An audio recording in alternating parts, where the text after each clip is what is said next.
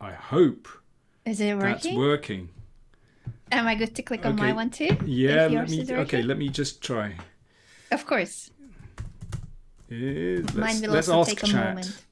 Sure, let's ask chat, and I also try to go live on my channel in the meantime for feedback. Chat, is it working?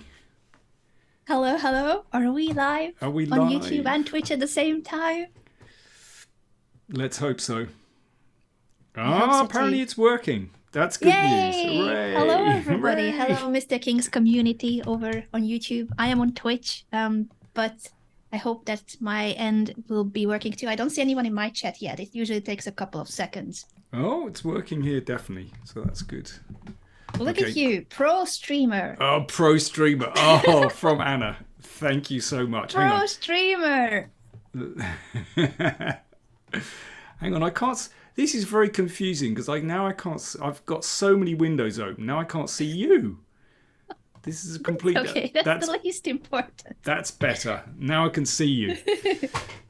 Do you have one monitor or two? I've got two monitors. I've got chat on one here. Hi to everyone on the chat. Thanks for Hi to everyone in the chat. thanks for dropping by. And I've got one computer here, one computer here. Yeah. So I can see that, but actually, unfortunately I can't see chess.com now. So that's an issue. No worries. That's where we're gonna be playing Hand and Brain. Hello everyone joining. Hello, the legend Danny King returns. Exactly. That's what my chat is saying. The legend. The legend. The legend. The legend. The legend. They always in Legend. Germany though. Quite often, when they're sort of announcing people at the start of a tournament, they invite them on stage, and the organizer says, "And I'd like to welcome the legend." The legend, Magnus Carlsen. I've never thought of Magnus as a legend. What's the word for that in German? Is it just very similar, or they don't know how to pronounce it properly? It's just German pronunciation of legend. A legend. And what would be legend in German? I don't know that word in German. I don't know, like a hero. A hero would be held, or I think one just says legend. I'm not sure. Legend. Legendär. Legende. Legendär, sagt man, ich glaube. Maybe that's why they say it Ein Legend. as that one. So I guess like so. false friends, kind of. Well, not exactly false friends, but similar enough. Yeah, similar enough. the Anyway, same way. Anna, how are you? Let's get. I'm great. Yeah. I'm so happy to see you. Yeah, it's I really need to nice do a to proper chat. introduction to my community about you, because obviously on your channel everyone knows you. They probably are wondering, who is this person with glasses? Well, it's Anna. You might not know me, but Mr. King and I have hosted so many chess tournaments together. We have so many selfies too. So we were discussing before we went live. But honestly, Grandmaster Daniel King needs no introduction, because he's one of the best, if not the absolute best, in my opinion, in the world. In terms of commentary, author, BBC host. Like, how many people, Danny, can say that you've hosted tournaments, chess coverage for the BBC? It's not just a stream. Well, it's the BBC. Commentary rather than hosting. I don't want to exaggerate too much. The commentary at the time when there was no chess commentary. When there was, yes, and there was a reason when you saw the commentators. There was very little chess coverage. You were a pro at chess commentary before chess commentary became a thing.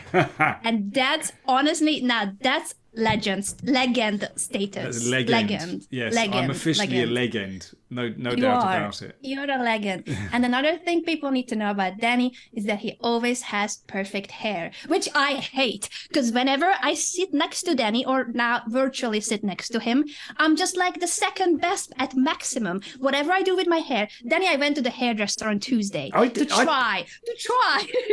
Oh no, but I can see. I tell you, good job. Thank you. Good job. But Danny always has perfect hair every single day. We could be hosting the same event for 2 weeks, and every single day, perfect flowing hair. And me, are just like trying my best, No, Anna, to look Anna, decent. Don't do yourself down, Anna. It's you've got a good do on today. Looking good. Thank you. But it takes a lot of effort. But Danny wakes up perfect hair. Natural. Yeah. And listen, I haven't seen you before with the glasses, and I want to say, looking I good. know it's new. Thank you. Does it make me look smart? Yeah, even smarter, even smarter, which is a joy. Thank you. Thank you. No, looking good. I don't know. Do you wear glasses sometimes? Because have I seen you with glasses, or you don't have? Do you know glasses? what? I can compete. Oh. Whoa! I was like, I feel like I've seen you, but you normally don't wear glasses. Do you just use it sometimes for reading, or what are the glasses for? Yeah, sometimes for reading, but I don't need to. Let's put it like that. But yeah, my eyes. Do you know what? My eyes used to be absolutely terrible. Really? But I got lasered. Oh, Kevin too. He also had laser surgery. Really? I on tell you his what, eyes. it was life-changing. I'm not joking. Yeah.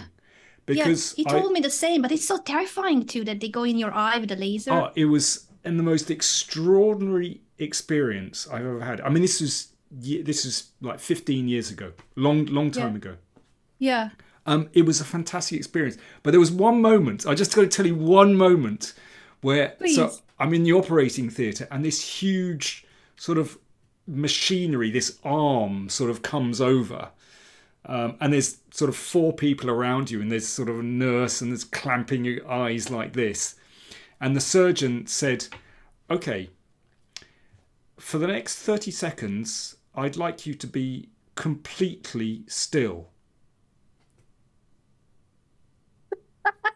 And when he said that, and he said it with a kind of voice that was calm and authoritative, but very firm. And I thought, I think I'm just going to hold my eyes like this. That was the one moment where I thought, oh my God, don't sneeze.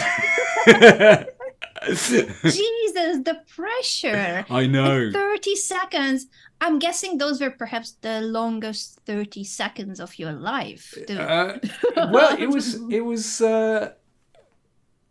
was really interesting because actually the other thing that happened during those 30 seconds, you hear this buzz, this tick, tick, tick, tick, and this is the laser, but also you smell burning.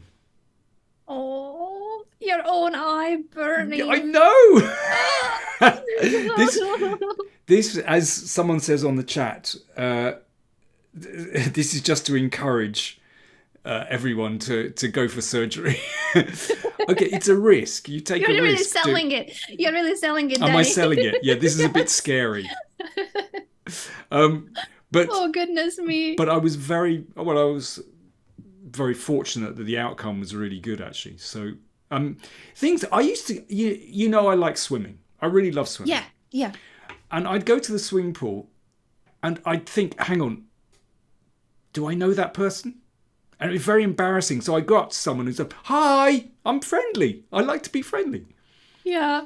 And now then you can actually see then I'd people. get within a yard of them. And I go, oh, sorry. Who is this lunatic? No, yeah. So it was a bit embarrassing. Oh, well, I'm going to consider laser surgery now after this story. Are you all right, Mr. King? Careful with the tea. All is good. All is good. It's always tea time. It's always tea time. Yeah. Always tea time. Yeah. Now we're playing some Hand and Brain, and that brings back great memories for me and maybe less pleasant memories for Danny, because we did this like a year ago, approximately, Danny, was it? Maybe even longer. Yeah, for a charity stream, which is great. Danny is an incredible host, commentator, author, but also a charity fundraiser. We did a lot of good that day. We raised a lot of funds with Danny's help. That's good. Okay. And that was being under the torture of a Hand and Brain, Danny, if you remember what happened. Vaguely. What happened? I don't know. I think I kept saying, no, I can't remember. There was some confusion.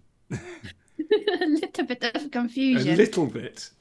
For those that may not be familiar with the hand and brain format, how would you explain it briefly? What is it about? Well, and what was the issue with when I was your brain? One one of us is the hand, one's the brain, and I think you kept calling me Danny Porn. Which, well, Danny really for all wanted kinds to of reasons, castle. I wasn't going to go there. It's just in hand and brain, we work as a team, and I was the brain of Danny. So it means the piece I call out, if I say knight, a bishop, pawn, he has to move a pawn, he has to move a knight. I can't tell which exactly and where to, but he cannot choose another piece. And he really, really, really wanted to castle. So in order to castle, the brain needs to say king, because castling is a king move. And I just kept saying pawn and pawn and pawn to annoy Danny a little bit, in a kind way, in a friendly way. And then Danny, you started saying like, Anna, what's my name? Oh, yes, Danny? that's right. I'd forgotten. Danny? I seem to also remember that we spent so much, and I think we've done this before as well, we spent so much time chatting that we kept losing on time. True. This is a problem. Might happen again today. Because we're kind of catching up and seeing how things are. It's been a while. Yeah, exactly. It's been a while. Always good to see you, Mr. Danny. No, it's always a pleasure. No. It's been too long, actually. It's been way too long. It's been. And we're going to be talking also about something really exciting. Oh, yes. I think my camera is mirrored on my stream, I hope. Oh, matching books. Matching books. Matching books. Matching books. This is Danny's brand new book. He's the author of many, many incredibly knowledgeable and entertaining books, educational and entertaining at the same time. It's the kind of book that you can't really put down because it's so cool to be reading. And this one, the graphics, the way it explains chess from the basics to checkmate and how to win at chess. Look how pretty this is. Yeah, this is probably the prettiest chess book I've ever seen. And there's lots of stuff about the culture of chess as well. So, talking about India and China, and talking about women's chess, and also talking about very, very famous streamers, including Ms. Rudolf. I thought you were going to say including Beth Harmon, because I saw including her Beth picture Harmon, first. yeah, including Ms. Rudolf. There we are. That's me there. My community and I there in the Anna cave. In the Anna cave, next to Hikaru. Yeah, next to Hikaru. Married. There we go. Recently married Hikaru Nakamura. Yeah, exactly. So this is for a book to introduce people to the game. But it goes beyond the level where it's how to move the pieces. It explains some of the most important tactical patterns on how to win. The 4 lethal attacks, the sacrifice, and all sorts of patterns, the forks, the pins, the skewers, that will win you chess many games, because they are the way in which you're going to gain material. You can win pieces, you can set up a checkmate attack thanks to these exercises. And what I like about it is that it's a book it has a lot of knowledge in it, but it's not overwhelming. So it's not a heavy book to read. It's not a Dvoretsky's endgame manual. No. Thickness of the book and the hundreds of pages. So it's a very consumer-friendly version of what's important in chess. It's to introduce people to the game, really. So there are, how the pieces move. There are tips, but also about chess culture. So, there's stuff about the World Championship. There's stuff about Magnus. There we are. Maggie there. And, all kinds of stuff. So, yeah, it's, as you say, it's not overwhelming. It's, to introduce people to the game in a nice way. And the designers, I mean, of course, I supplied the ideas, but then the designers did a fantastic, and the text, of course, and the designers did a fantastic job on the book, I think. Give us a bit of behind the scenes, because I was going to praise, I've never seen a book that this aesthetically pleasing it is. So it's a lot of information that's useful, that's knowledge that one needs in a really, really, as we said, consumer friendly, brief way. Yeah. So it's not overwhelming, but it's also just so satisfying to look at the pages. So how did that go? Can you give us some behind the scenes on how did your writing end up being in the shape and form that we see on the pages? Well, I mean, Look I how had pretty. discussions with designers. I supplied the text, I supplied the ideas, and yeah, we threw lots of ideas back and forth, and that's what we came up with. So, I would say, okay, I want to call a chapter 4 Lethal Attacks. And so, they were sort of thinking about ways that they could illustrate that. But for me, it was very important that there was a section at the end that really talks about the culture of chess, about what's going on, about, who are the strongest players, about what's going on online, and stuff about computing. So there's stuff about the age of Alpha Zero, there's stuff about Kasparov and Deep Blue. And Judith. I found my friend Judith there. Yeah, Judith's in there as well. Yeah. The Ukrainian Olympic team, very recent. Very recent. So I really wanted something that showed that this is a game that's played all over the world by lots of different kinds of people, all kinds of people. It's a game for everyone. So yeah, I hope that that's come across in the book as well. So there we are. It does come across. It does come across how much you care about it too, because I've known about this book. I don't mean to brag, but I might have known about this for like a little bit before it came out. You've been working on it for very many months. Yeah, and well, we've been in touch with Danny. I kept asking how's the book going, and I took a picture of my streaming room, and it shows how much you care about that you can pass on this knowledge, but that you can also pass on your passion for chess. It's not just the knowledge, it's just how passionate and how much chess has given to you in your life, and how you want this to be accessible for everyone. Absolutely, yeah. You've summed it up beautifully, yeah. And my passion for chess, before I get drowned out by my own books, basically. How many of the books behind you are your own? Oh, they're all mine. The thing is, you can only see a small fraction of them, because over here I've got more bookshelves, bookcases full of books, and well, as you can see from behind there, the floor space is just being taken up by books as well. So I'm gonna have to, I don't know, build new bookcases, or I don't know, find more space for them somehow. I don't know. It's it's getting difficult. It must be an amazing feeling, though, that you have published so many books, and you're still working on more and updating the books, constantly working on new projects. Yeah, that's true. Yeah, that's true. So, okay, what are you up to at the moment? Oh, I was going to say, when you mentioned that you might need more shelves, the most recent thing I learned, Kevin taught me how to sand. So I was sanding on Sunday, 9 a.m. I was sanding for hours for a furniture that we are building, DIY. Really? I never in my life did any proper DIY or wood crafting, but now I'm like, whoa, this is so cool. So I can make the shelves for you. Really? Yeah. Listen, just come on over. That'd be fantastic. I don't know when the last time you were in London, but you need to come over, because I need some shelves. Sure. I'll go over. I'll bring Kevin too. He's got the tools. I'll do the sanding. He's got the cutting. Brilliant. I'll be the person that just stands at the back going, I just watch, basically.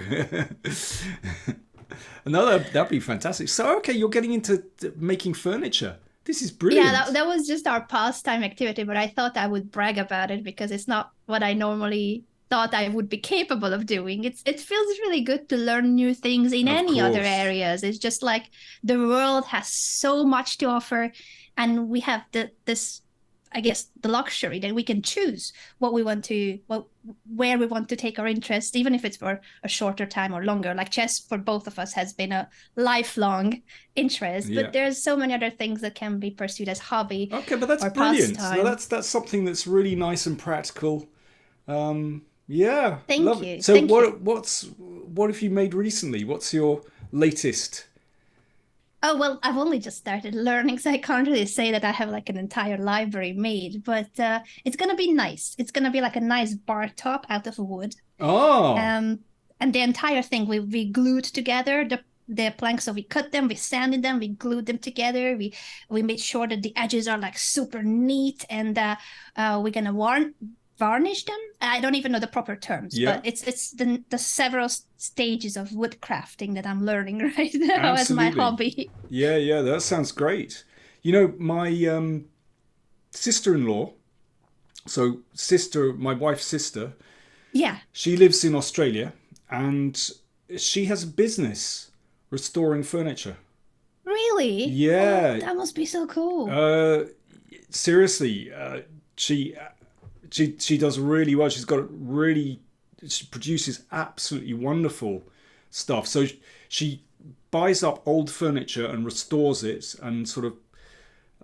I'll send you the link. I would be interested. That must be such a satisfying trade as well, such a satisfying Yeah. profession. If one is into it, that you're creating something and you're rescuing something that perhaps wouldn't be sold again or wouldn't be used again if it's old furniture. Yeah, no, Recycling it into does, a newer. She does some beautiful stuff. I'll send you the link. And Thank you. That would be awesome. yeah, you know, she's taken over their garage, and yeah, that's her thing. She's very creative. Yeah. It's also the garage here that's our Okay. that's our station. Although the weather for once, I was complaining a little bit to Danny about the weather because English and Irish weather can be similar. But on Sunday there were a few hours of almost sun. It wasn't raining, and it was like the sun was poking at a little bit.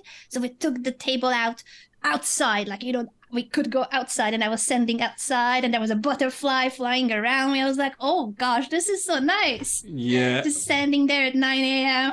But I know what Irish weather is a little bit different to London.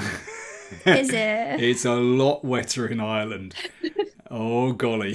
It's very temperamental. You can't really count on it to stay sunny or but dry. London, the southeast is pretty warm, but Ireland, Yeah. I mean, I was over there. I was saying to you before we started, I was over there like 10 days ago, and it was very changeable. Yeah, I always notice it when I when I fly from London to Dublin. The moment you land in Dublin, it feels fresher. There's just this breeze. Yeah, that's true. London, the air is a bit dead sometimes. But as soon as you go to Dublin, it's just fresh, basically. Yeah, and I guess the with further this west much you rain go, clearing the air always, Yeah. and nature, just Ireland's so green everywhere. Exactly. Yeah. I mean, actually, I'm going to be going over to Ireland again fairly soon, and to the very west coast. The West Coast is beautiful. We were at an Kerry. Irish wedding there in June in Clariny. It was amazing. Killarney. Yeah, I'm going Yeah. not too far from there. Kerry, Dingle Peninsula. That's absolutely stunning. Yeah. Sounds like a lovely place. It's wonderful. It's good stuff. Yeah. Now, It's so good that we can catch up. We basically use our streams, the annual once a year streams, yeah, to true. catch up, because it's been a while since we met in person. I don't even know when was the last time we worked at the same event. Oh, And we golly. used to host events quite often together. I can't remember. Would it Pre-pandemic. Isle of Man, maybe? Isle Pre-pandemic, of Man? probably. We hosted Isle of Man Yeah, a Isle of few Man. years ago.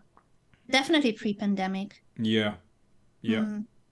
Oh No. gosh, that's been a while. I know. That's mad, isn't it? Too long. And since then, I've just been stuck in my office, basically. Me too. I barely go to events. It's just so much comfortable. The Anna Cave. Yeah, you're in Yes. the Anna Cave. What do you call your Anna Cave? I haven't given it a name. Do you call yours the Danny Cave? Or the library, as some of my viewers were saying, that you have so many books. It's just my office. Yeah, Just your it needs a office. better name. I think yours. I know, yeah. Yours is I also just call it my office or my studio, but that's not what the cool kids would say. Yeah, it's the Anna Cave, really, The Anna Cave. I like it. I'm rebranding it. or something. I don't know, something like that. The kingdom for Jorvan, Florius is saying in my chat. Saying what?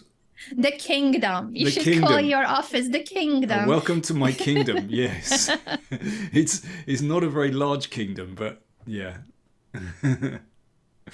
I love it. I love it. I've got somebody saying here, will we see any chess by any chance? I don't know. Great question. I'm not sure. We could just have a catch up.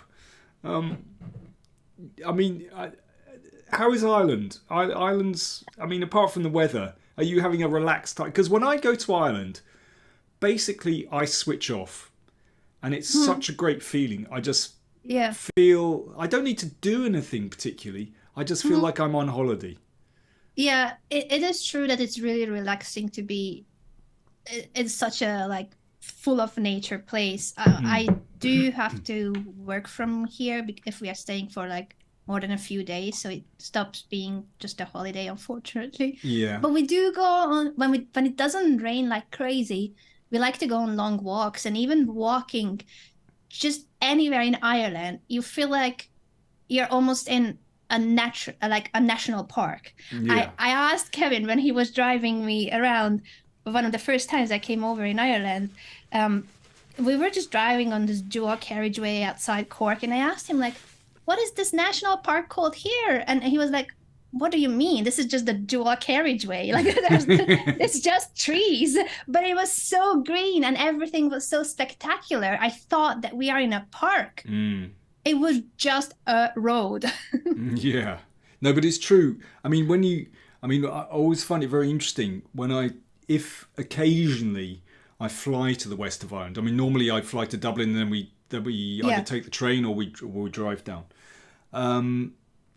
But when you actually fly over Ireland and you see this green patchwork of fields, and it is so marked, the difference between, say, flying over England and, you go across the Irish Sea and everything seems green. I mean, no wonder it's called the Emerald Isle, because it really is that green, because there's so much rain and sunshine as well. That mix just makes everything go... just grows like crazy, yeah. So Dingle Peninsula. Have you ever been to the Dingle Peninsula, actually? No, I don't think so. You said that that's in Kerry.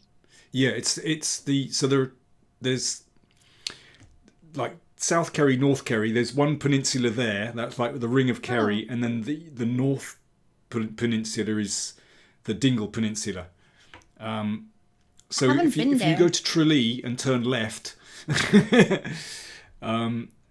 Drive an hour. I need to put it on my list to visit. You drive an hour from Tralee, and you get to Dingle, which is a beautiful, beautiful little harbour, and Dingle Bay, and there's the Blasket Islands. You can stay on the Blasket Islands. That's fantastic.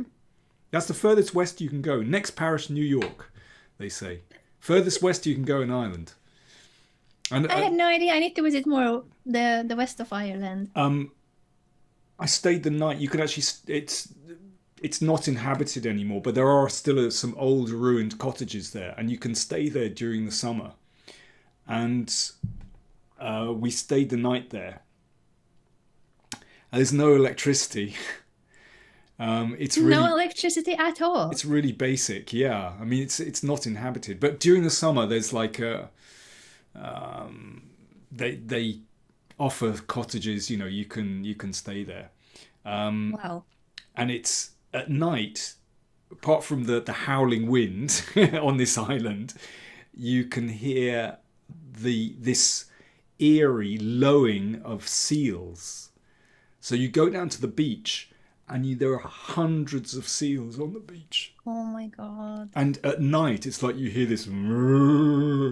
It's very, very spooky. It's beautiful.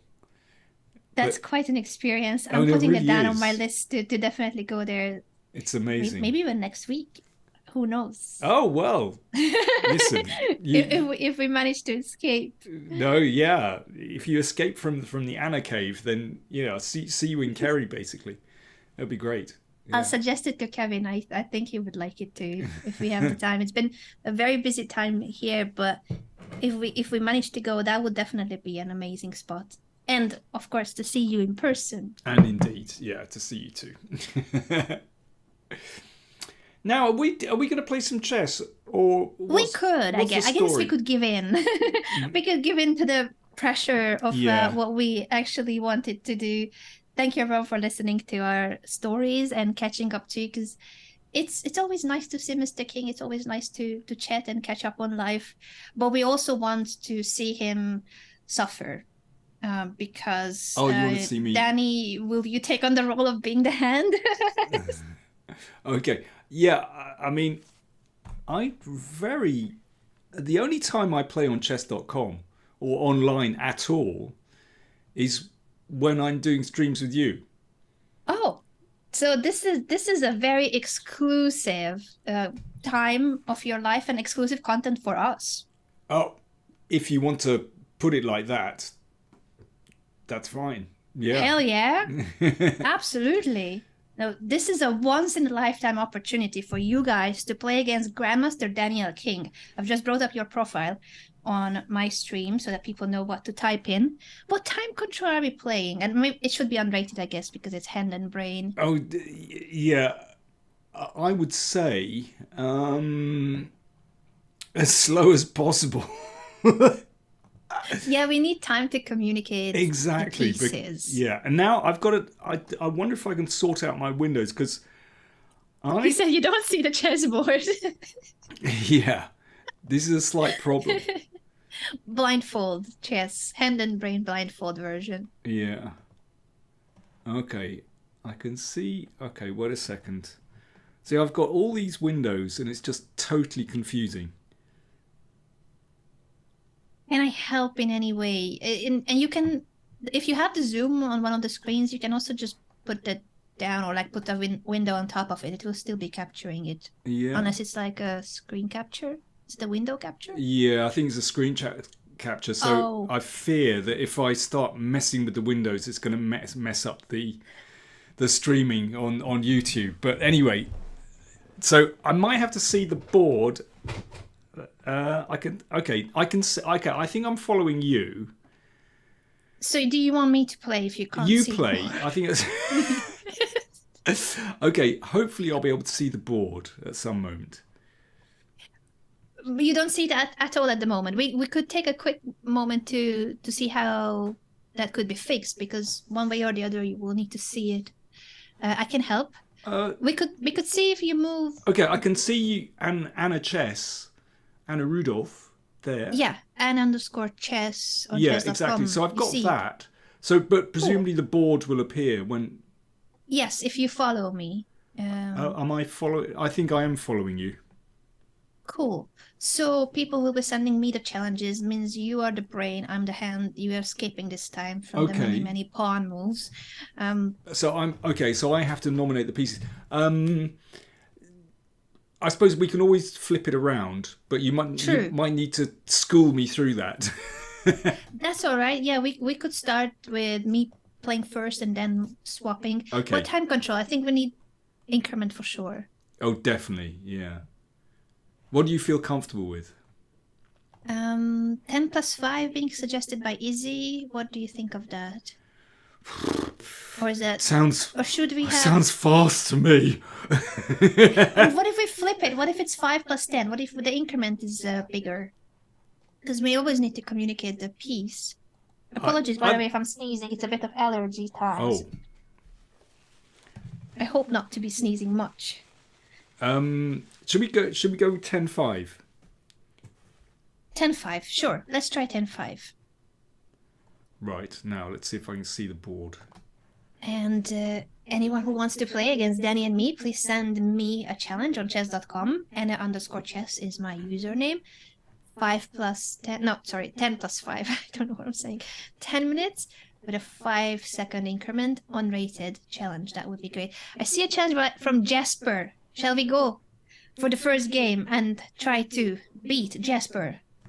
Yeah. Jesper accepting your challenge and hoping that Danny will see the board. Let me know if you see it. What board? It's our turn, Danny. The game will abort. We are playing with the black pieces. Okay, I need to see the board. I can't see the board. If I click on play, does that... I think you need to find me and click on follow, but maybe if you give me a first move, just, like for an initial move, what piece would you say? Just so that the game doesn't abort. Pawn! Excellent! We are playing the French defense. Okay, I can't see the... Why can't I see the board? I'm really confused. Do you see search on the left side on in your chess.com menu? I do. Try to find me, Anna_chess. And I think on my profile, you need to click on follow. There's a way, one of the options. Or maybe, maybe I can send you a link to this game in the Zoom chat. Thing is, I've got unfollow and now follow. Oh, you are following already? I'm following already. How about I send you... Sorry, I might be messing up the windows now, but I sent you a chat message on Zoom. Games. You can pop out that chat so that it doesn't interfere with the cropping. Okay. But if for a moment you can open... Oh, shoot, we need a move in 20 seconds unless it aborts.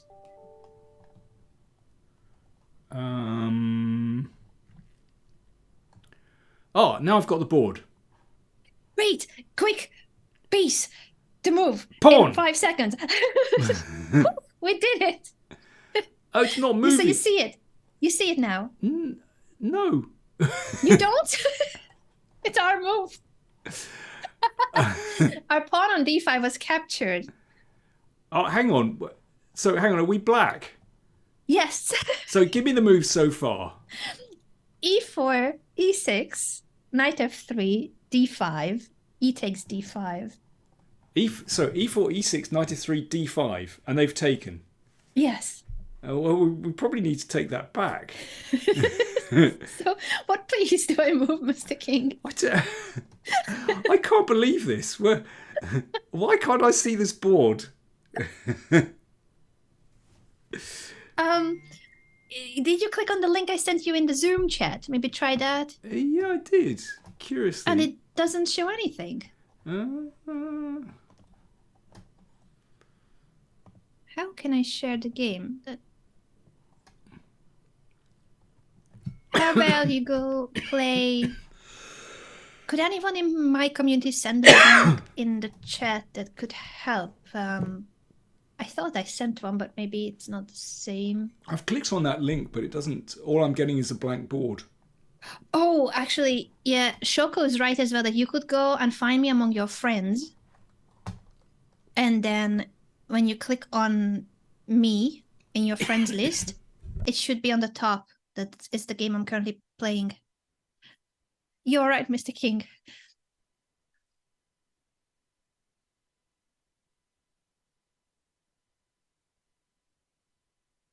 So you just need to find me basically on your friend list, and people are saying there's a watch button if you click there.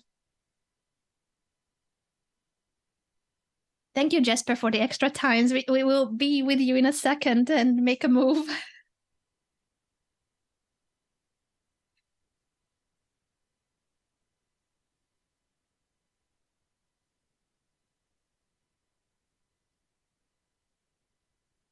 How is it going, Danny? It's not going well.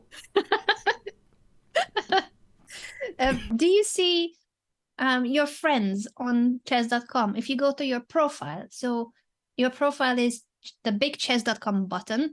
You hover your mouse over that, and then it shows a couple of other options that appear in the menu. One is profile. I think there. Now I would need to open the second window to be able to help. Or social? Where can he find it the easiest? The friends. I'm a boomer myself, so it's a boomer trying to help a boomer. This is hopeless. You've got this, Danny. Ignacio, muchas gracias. Thank you so much, Ignacio, for the 2 years. And Chris, thank you so much for the many, many months, 15 months. Thank you for the subscriptions. Oh my God, Anna, You've got this, Danny. Look, we're gonna figure it out. And Jasper is very kindly giving us more time, so that will not be an issue. We just need to make sure that you find the game. And this is the first one. From there on, it will be smooth sailing. Maybe I'm not logged in. Is this the problem? Oh, are you not logged in? Wait, there's a link to my profile.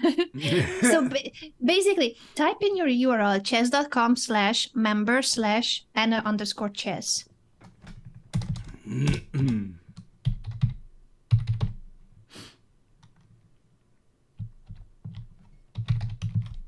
Chris is saying that they think that we had technical issues last time too. That's very likely.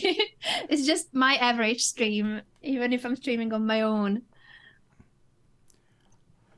Oh, people are saying you do need to log in to watch the live games. So that could be the problem. Sorry, what's that? That you do need to log in to watch live games. Oh, so this is... So it might be the issue. Okay, this is essentially the problem. Oh God, I'm so sorry. Do you know your password? Oh God, I do apologize. No worries.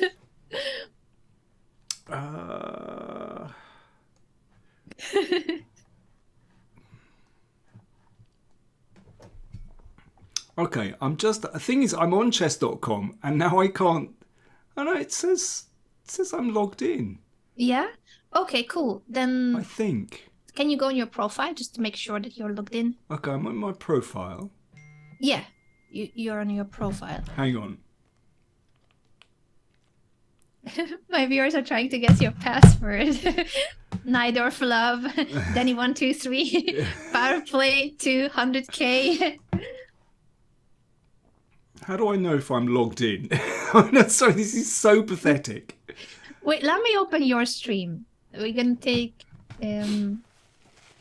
extra measures here, and I'm gonna be watching. It's Power Play Chess, your YouTube, right? Oh, I did not manage. Sorry, Jasper, we'll be with you in a second. Okay, someone's saying, if you refresh the page of Anna, there should be a watch button at the top. I'm watching your stream, and you are logged in. Yay! Yeah, that's great. You are in fact logged in. This is like some major achievement. Oh my God, I'm so hopeless. Renato, thank you so much for the subscription. Thank you everyone for the moral support as well on both channels. We appreciate it. By the way, I think your window... Oh no, it slipped on my stream. Oh, the camera? Did I do something? No, I think the problem is my end.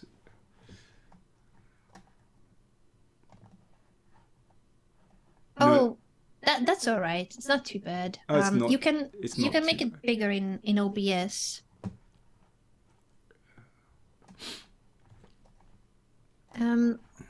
So wait, I see what you see about my profile. Why does it not have a watch button? What if you click on more? Is there a follow button on the dot more? Okay, But it says you follow me. This makes no sense. yeah.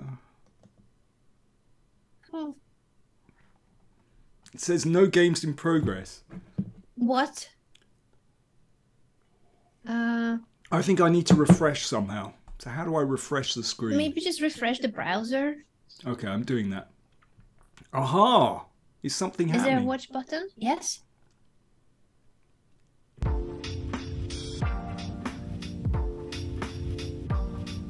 Watch button, hang on.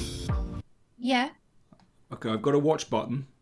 I think I froze on your stream. I don't know how. Well, as soon as Oh, you I've get got the it! game... I've got it! I've got it! Yes. Let's go. Let's go! Let's go. Pawn! Pawn. Amazing. We are in the game. Jasper, thank you for your patience, everyone. Thank you for the extra time, Jasper. We are in. I'm really sorry, everyone. my incompetence. No, this is going great. I think it's only that my camera is frozen now, but that's okay. Oh my word. Okay, Bishop. Bishop, sure. I'm gonna develop here. I hope that this is what you mean. H3. I tell you what, there is a special place in hell reserved for players that make these little pawn moves at the side of the board. Poor Jasper. Jasper gave us like 3 extra minutes or 4 or 5. And I'm not being very generous towards him. Yes, but I apologise.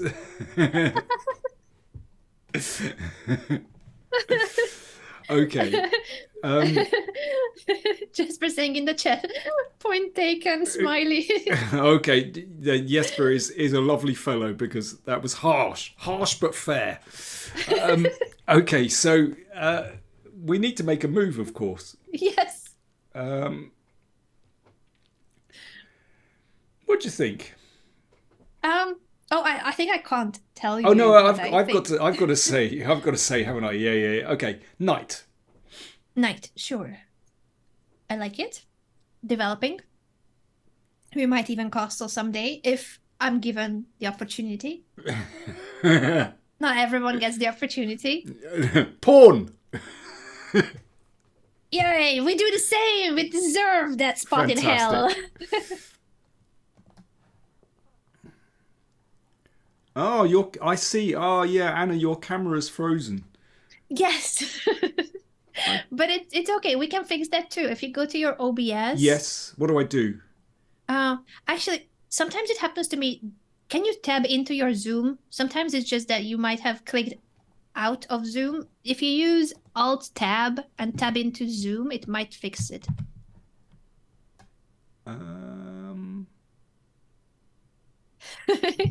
Richard saying in your chat, Anna likes to stay really, really still by playing hand and brain. It's true, Richard. How did you know? Okay, so I tab into Zoom. That sometimes fixes it. And then don't put that window down, but just tab back into chess.com. Okay. It might fix it, but did that fix doesn't it? always. No. No. Oh, this is lousy. No, we've got this. Okay, other option in OBS. Yeah.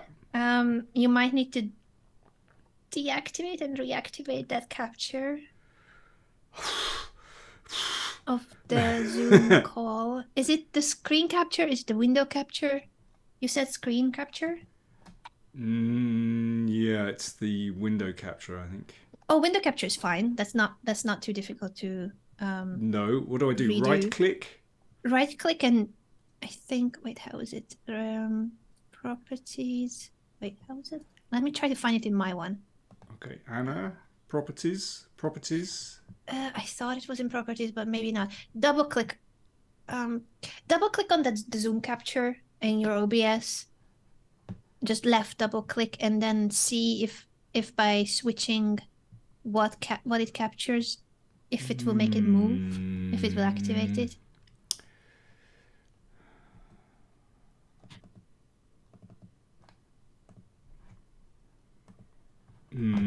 No. No. So if you double click on the Zoom capture, it says zoom.exe, Zoom meeting, window capture method, all those things. You see that? It's got Zoom meeting capture method. Yeah. And then... Yeah. And if you click on the window one and it scroll, like there's a couple of other options that show. I've got you. Okay. And maybe like go to another one like the chess.com capture and then go back to the Zoom one in case it reactivates it. Okay, so maybe this. If I do okay, let's try this. Now you've gone completely. I'm just so hopeless. So now we go back on it and you double click on the Zoom one and you choose as a window the zoom.exe again. And we are hoping that will reactivate it.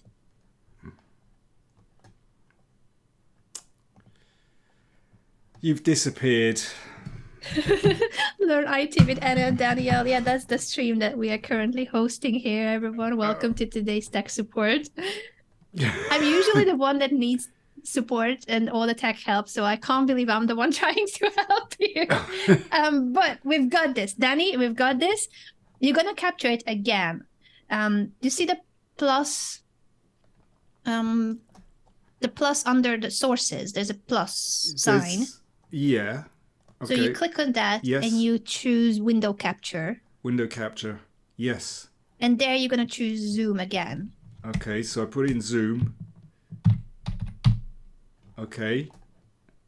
Do you see zoom.exe there? Yes. As an option? And Click then- on that and add that as a window. Okay. It's disappeared completely. Completely? How? That doesn't make sense. It makes no sense whatsoever. Do you want me to... well, if I drop off the call or you drop off the call and rejoin. Okay. I'm just gonna... Wait, I see myself on your end. I'm just tiny. I'm on the Oh, A8 corner. You're up I'm there. at the Okay, so if I do You this... just need to make them bigger, yeah. And then this? Yeah, just make that window bigger. How's that? I see your stream with a delay, so it might be not there yet for me. But if you grab that capture and made it bigger, that's all you need to do. Okay, your name is on there. Oh, that's all right. I think people might know by now that I'm not in my passport N_chess. I wish that was my real name. Okay. I think you did it. Oh, Yeah. wait. Is it very pixelated? Or It I is a mean, bit pixelated. Pixelated is better than nothing. Yeah. I think it's just that maybe in Zoom you need to go and change the view method. The method, not, but like the mode, sorry, to gallery. In Zoom meeting, there's a couple of options in the view, top right view button, and gallery in makes the Zoom? cameras big. Uh-huh. Okay, let me try that.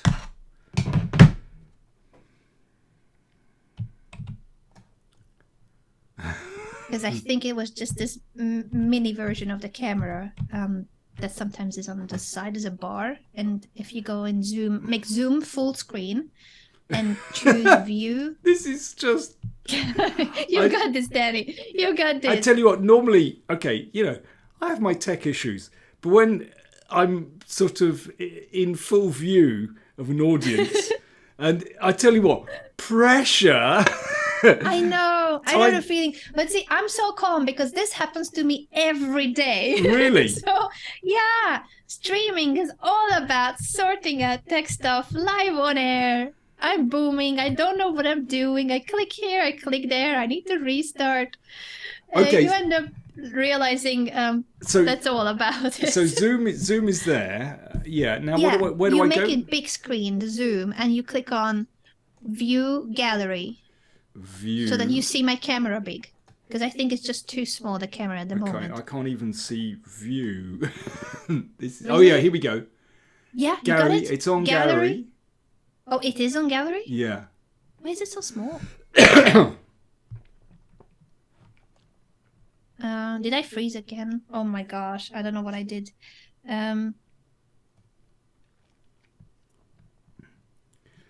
In the middle of all this, someone in the chat is saying, Tom is saying, can you flip the board so you can see it from Black's perspective?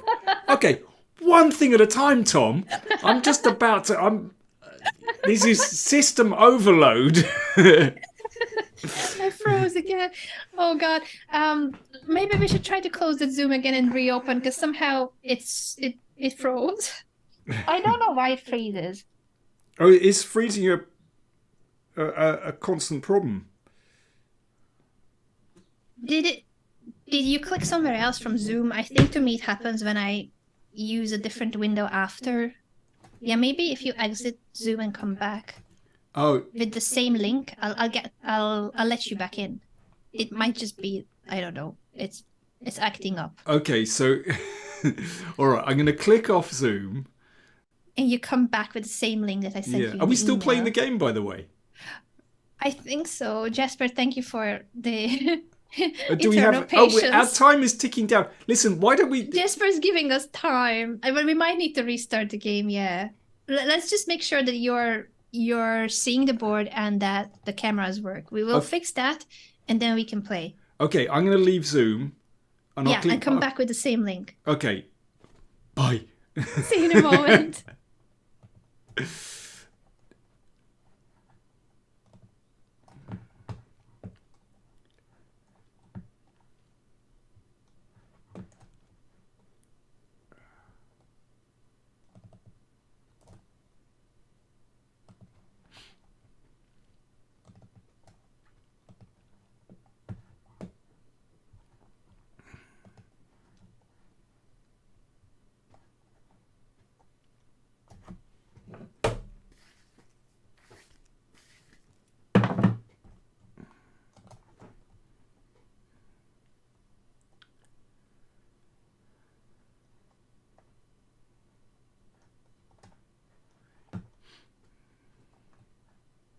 Hello? Hello. Mr. King, you're back. I'm back. What's happening in OBS though? Let's hope that it will let you capture. Just make sure that before you capture, maybe put Zoom in full screen. Okay. And gallery view. Gallery and view. Then, yeah. Yeah, and then capture it. So like you see my camera in full screen. Yeah, like yeah. Almost full. Yeah. Then click on the plus button and add it as a window, Zoom. Okay, so plus.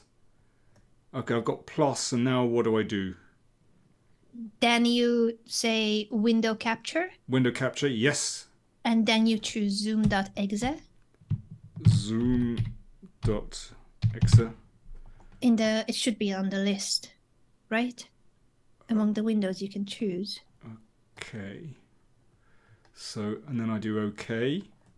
Yeah, and it should add the camera. No, probably how's it will be that? somewhere.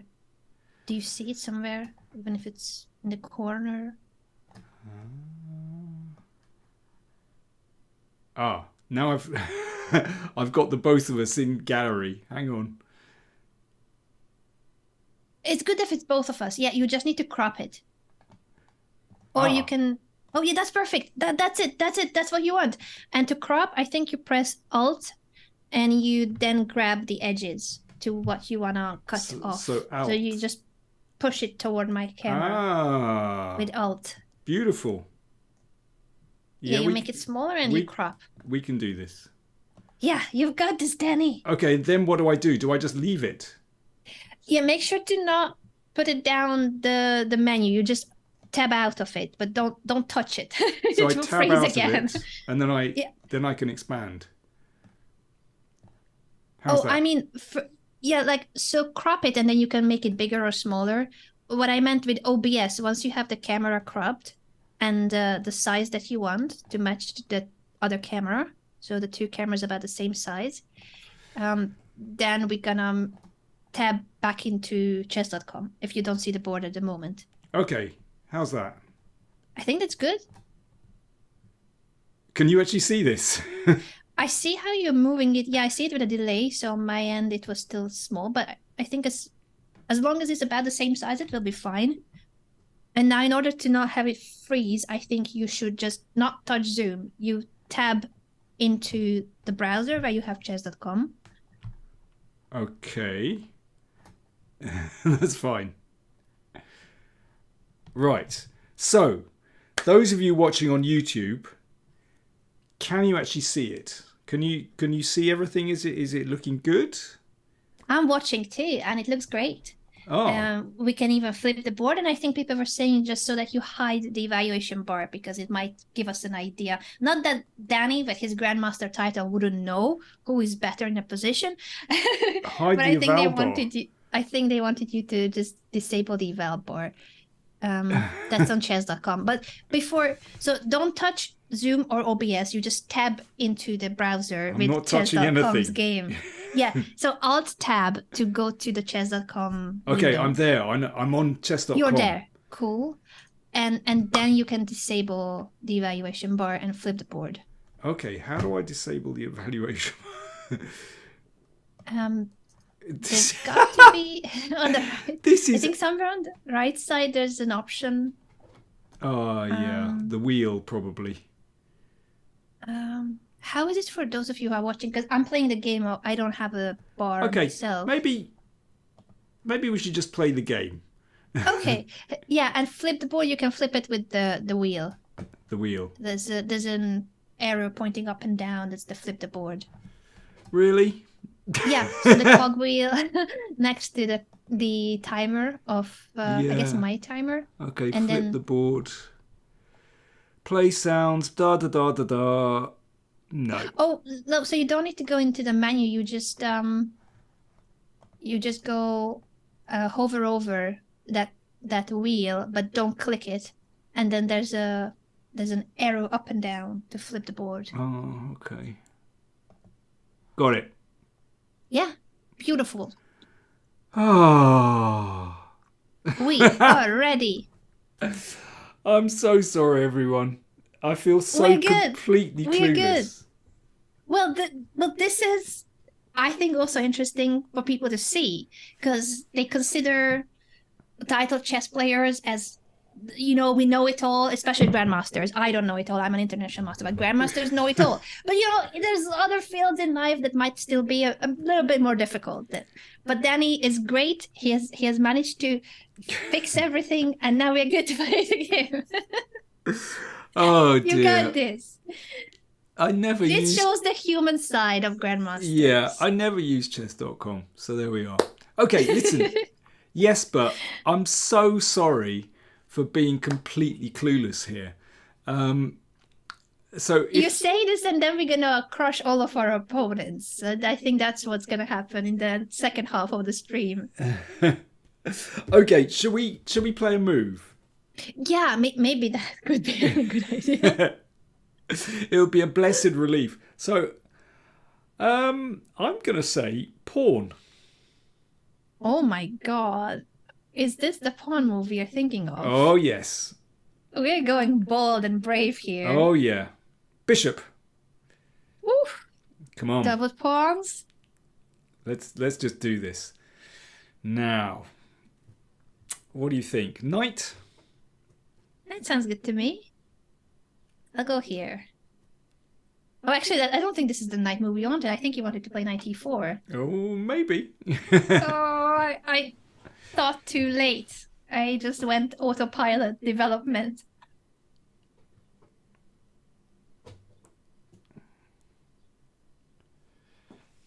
Thank you to my viewer Max who gifted a sub to Jesper for their patience. Oh, that's very kind. Thank you, Jesper, for the lots of extra time. Okay, everyone for I'm the going to patience try and for get the rid tech of the eval support. bar. But I simply don't know how to do this. Anyone else watching the game, could you please let us know in the chat where is the button to disable the evaluation bar? I thought it's somewhere on the right from the board where the moves, there's like computer analysis and eval bar, and you can enable or disable both. Don't know. Anyway, it's our move. Yeah. Queen. Queen. I'll go here. People are saying over the moves list, there's a watch tab. Is there? What? Yes. Valuation. Got it. I've clicked it off. Nice. Fantastic. Wow. Whew. Brave king. Oh, brave king indeed. But ours is still in the middle of the board too. That open file. Yeah. Oh, is it getting a bit scary? Is this getting scary? A little bit scary. Okay. Shall I say bishop? Yeah, I like that. I like a bit of blockading here. The open file. A bit of solidity. Okay. Yes.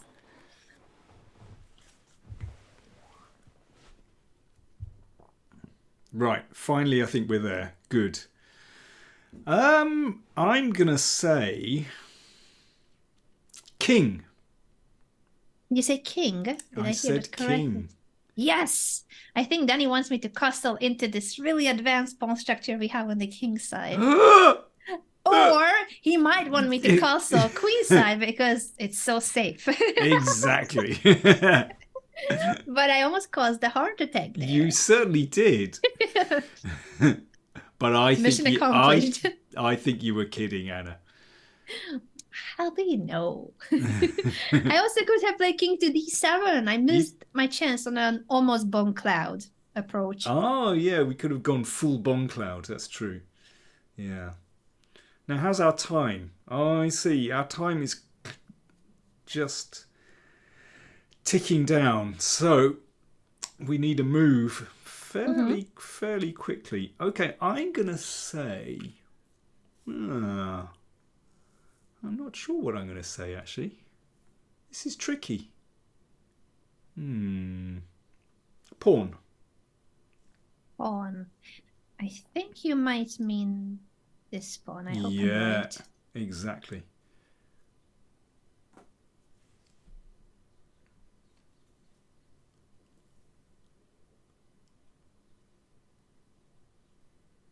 Just typing in my chat because there's a thing on my channel called move time, but I cannot do that today, everyone. I cannot. That's every hour I need to stand up and stretch. I'm gonna shake my leggies because ever since I had issues with my knees, my physio taught me every hour I need to stand up. I can't be sitting all the time. I'm just gonna stretch a little bit here, but I would normally be doing squats. What? Rookie, thank you so much for the raid. See, that's the thing. When I'm doing collabs, it's going to be like weird. Like, why does Anna have to exercise every hour? But it's because of my physio telling me that I sit a lot. And in order to keep my knees in motion and also my legs strong, I need to do like exercises all the time. Okay. That's okay. I should probably be doing this as well. Even just stretching, like they told me that for posture, for blood flow, for so many reasons. Those of us who work at the PC a lot or just sitting a lot or standing a lot, changing posture even for a few seconds is great. Yeah, that sounds good. Sounds very good. Stretching. Now, let me see. I'm going to say...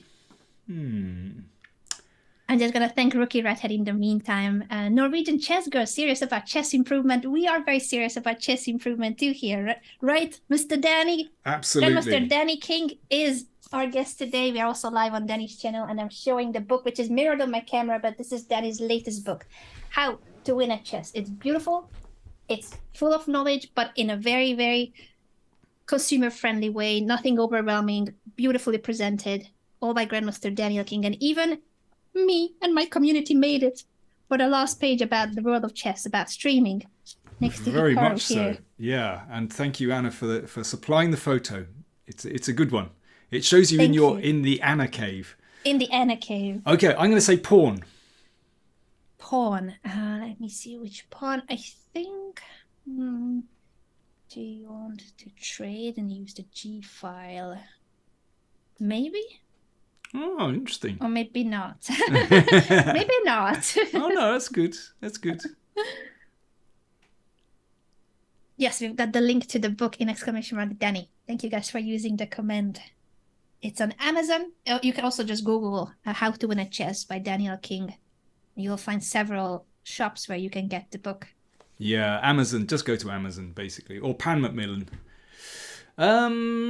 Okay, let me see. I'm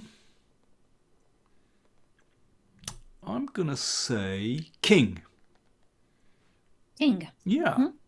I like it. It's safe, tucked away from a potential diagonal issue. Exactly. And we have our rooks connected, which is very important for Danny. No split rooks. No. No split rooks. That's a cardinal sin, splitting rooks. Oh, the knight came in. Mm-hmm. Oh, I say.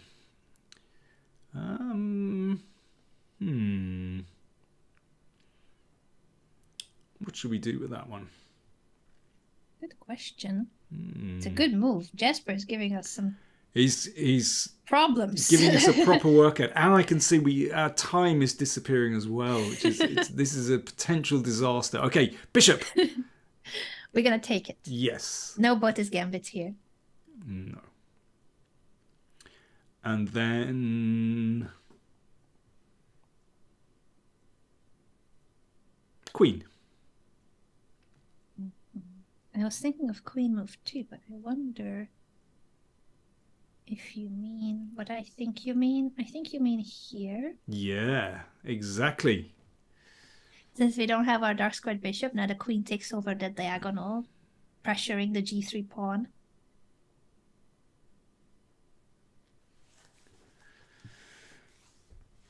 Jesper's playing well. That queen is well placed on f3. Beautiful place, yeah. Let's say... Yeah, this could be better, I have to say. I think I didn't play always the idea you wanted. Like, No. I think you didn't want I've to been take playing on dreadfully h3. as well. Sorry. Pawn. Pawn. We're gonna be getting some yellow cards. Yeah. I was. That wasn't good. Sorry. But I think you wanted to move that pawn already before. When I took on h3, I think you wanted to push it.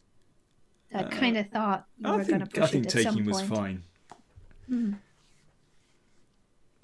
But I can see we're going to lose on time with our technical issues and our general faffing around. We've got this, Danny. We can do it. We've gotten our yellow cards in my chat too, but we can do it. We've got a yellow card as well. Yes. Oh my words! This is disastrous. Okay, pawn.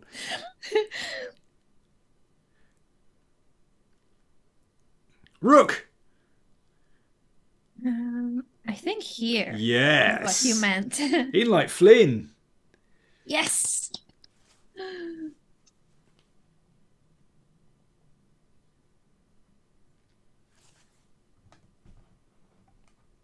I think Jesper may not have expected the check, but takes the rook, which is the correct move, I believe. Queen. Yes. We take the rook back and give a check again.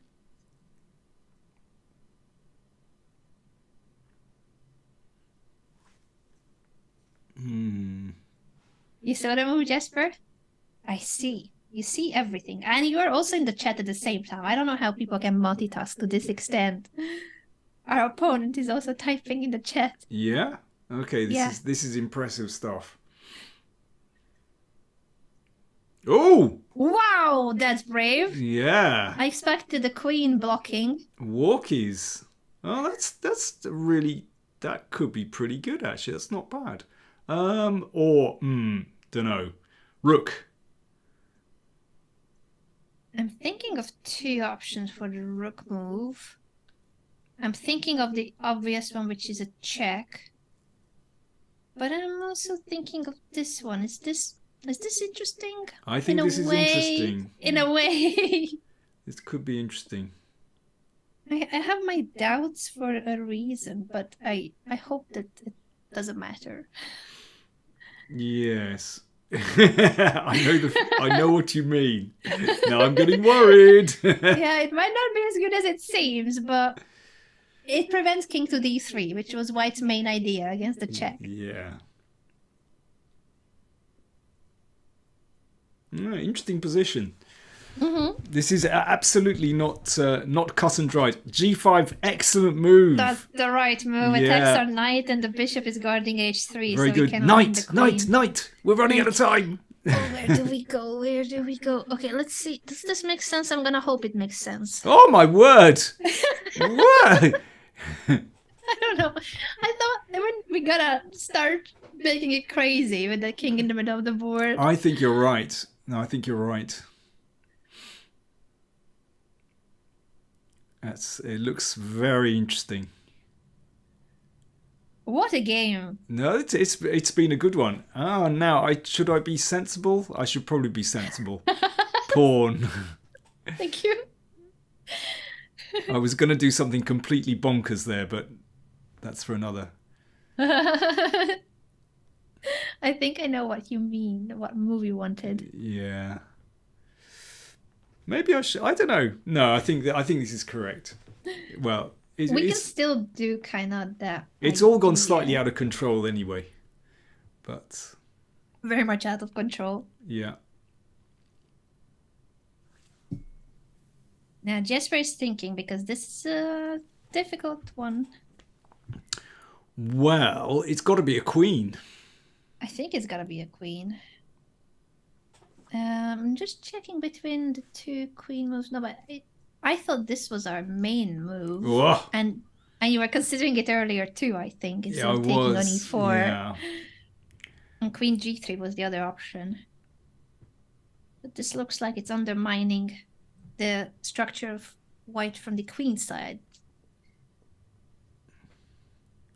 Ooh. Very interesting. It's got to be queen again. I think so. I like free stuff, so I'm going to capture this with a check. 2.5 minutes left for Team Dana. Team Dana. Now, I do notice there could be a little bit of an issue here. Yeah, you're right about that, Mr. King. I'm just a little bit worried about a certain. I'm just looking at my king. Yeah, a certain back rank checkmate that we could fall into. Yeah, I'm gonna say rook. And I'm the one that can either blunder a checkmate in two. If I take the rook, the queen comes down, not taking our rook, but giving us checkmate in two.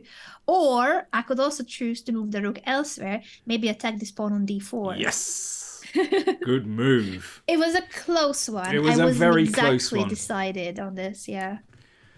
Pawns advanced. Ooh, now. This is an interesting one. Do I go a bit crazy? Let's see how crazy is crazy. There's...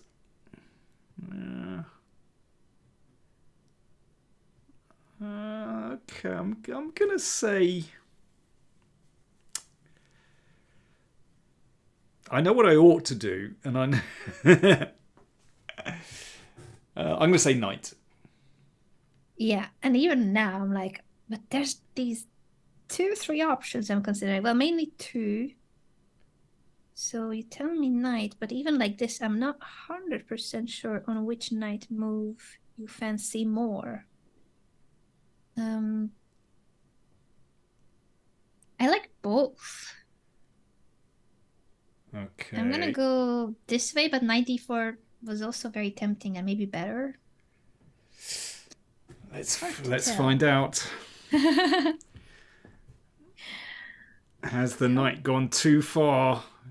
This is the question. I'm getting a little bit worried now. Oh gosh, there's a factor that I again didn't take into account. This could be tasty. The same factor as before. Oh god. No, then knight d4 was definitely the better move. 95. Oh, knight e5 was my third option, but somehow I thought knight d4 was tricky. Oh, knight d4. You mean knight d4? Yeah, I like knight e5 too, but knight d4 was my other main option. Okay, yeah. But then I chose the third one, which was perhaps the worst one. Well, let's see. I think this is a critical moment in the game, actually. Mm-hmm. Is Jesper still chatting in the chat? Yeah, lots of people chatting in the chat. Jesper is not quiet in the chat at the moment, but maybe... Rook b1, ooh. Well, I'm a little bit concerned about the king. Oh, we're down to a minute! Oh my word! This is a disaster. Knight! We can finally take it, because there's no more back rank stuff with the rook on the h5. Yeah. We're down to a minute. Okay, this is serious. Okay, now we got to concentrate on none of this flanneling, none of this exactly. Chat. Serious chess. Help! Pawn. I like it. Oh, solid. Knight on d5. Super solid. No more back rank stuff. Yeah. It's gone a bit out of control. We must admit. A little bit. Oh! Oh. What is that? Pawn. I like it. We keep the rook on the back rank just in case. Okay. King. Nice.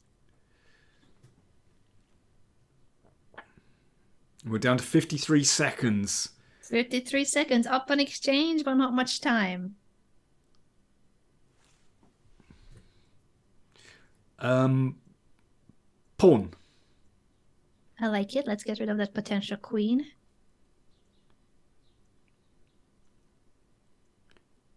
Now.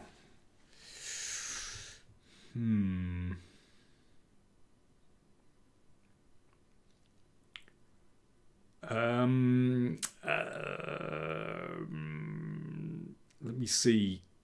Queen. I was thinking of queen move too, and there's a couple of squares. I was thinking maybe this one is Yeah, interesting. that's the one I had in mind. Beautiful.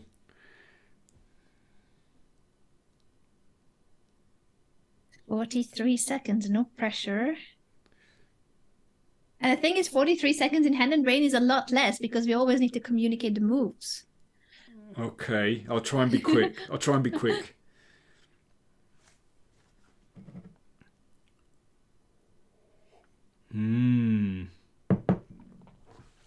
My community trying to make me chat instead of making moves. So Anna, what are your thoughts on the French defense? What is... well, I'll talk about the French opening. defense. It's a great opening. Rook. Rook. Let's go for this pin. Oh, pin and win. I got my pin and win T-shirt on today. Oh, pin and win. I don't know if you can see that. Yeah, beautiful. Pin and Pin win. and win. Can we get that from the Danny King merch shop? Absolutely. Jesper resigned just when you showed the merch. That's a sign. Pin and win. Do you know what? Jesper, thank you for the game. I was going to say, Jesper, what a good sport. And he kept, you know... Extremely good sport. Yeah, he kept throwing in time. extra seconds. Yeah, I think he gave us like 20 minutes. Yeah, well... extra time, if not more. Jesper saying, GG, funny start. Oh, good grief. Thank Jesper. you, Jesper. Yeah, what a nice guy. Extremely great sport. Yeah, fantastic. We should play again. But in the meantime, I'm going to talk about the French defence. You've played it for years, haven't you, Anna? Oh, I love the French defense. Best opening. Totally not subjective opinion. Well, I like the Sicilian, but as a kind of second string, when I was worried that I was going to get checkmated in the Sicilian, then I would switch to the French. And what I like about the French is the versatility of the opening, because you can play with a kind of traditional French structure, and then strategy. If you get that familiar structure, pawns f7, e6, d5, it makes strategy much easier to understand when you have a fixed structure. But you can also play flexibly, because sometimes in some variations you can exchange on e4 and play with, for example, bishop d7 to c6. And sometimes you play, it depends if they play bishop g5 or not, but you can play with the two bishops as well. Which variation? I mean, if your opponent plays, for example, 3 knight c3, what did you used to play? What's your?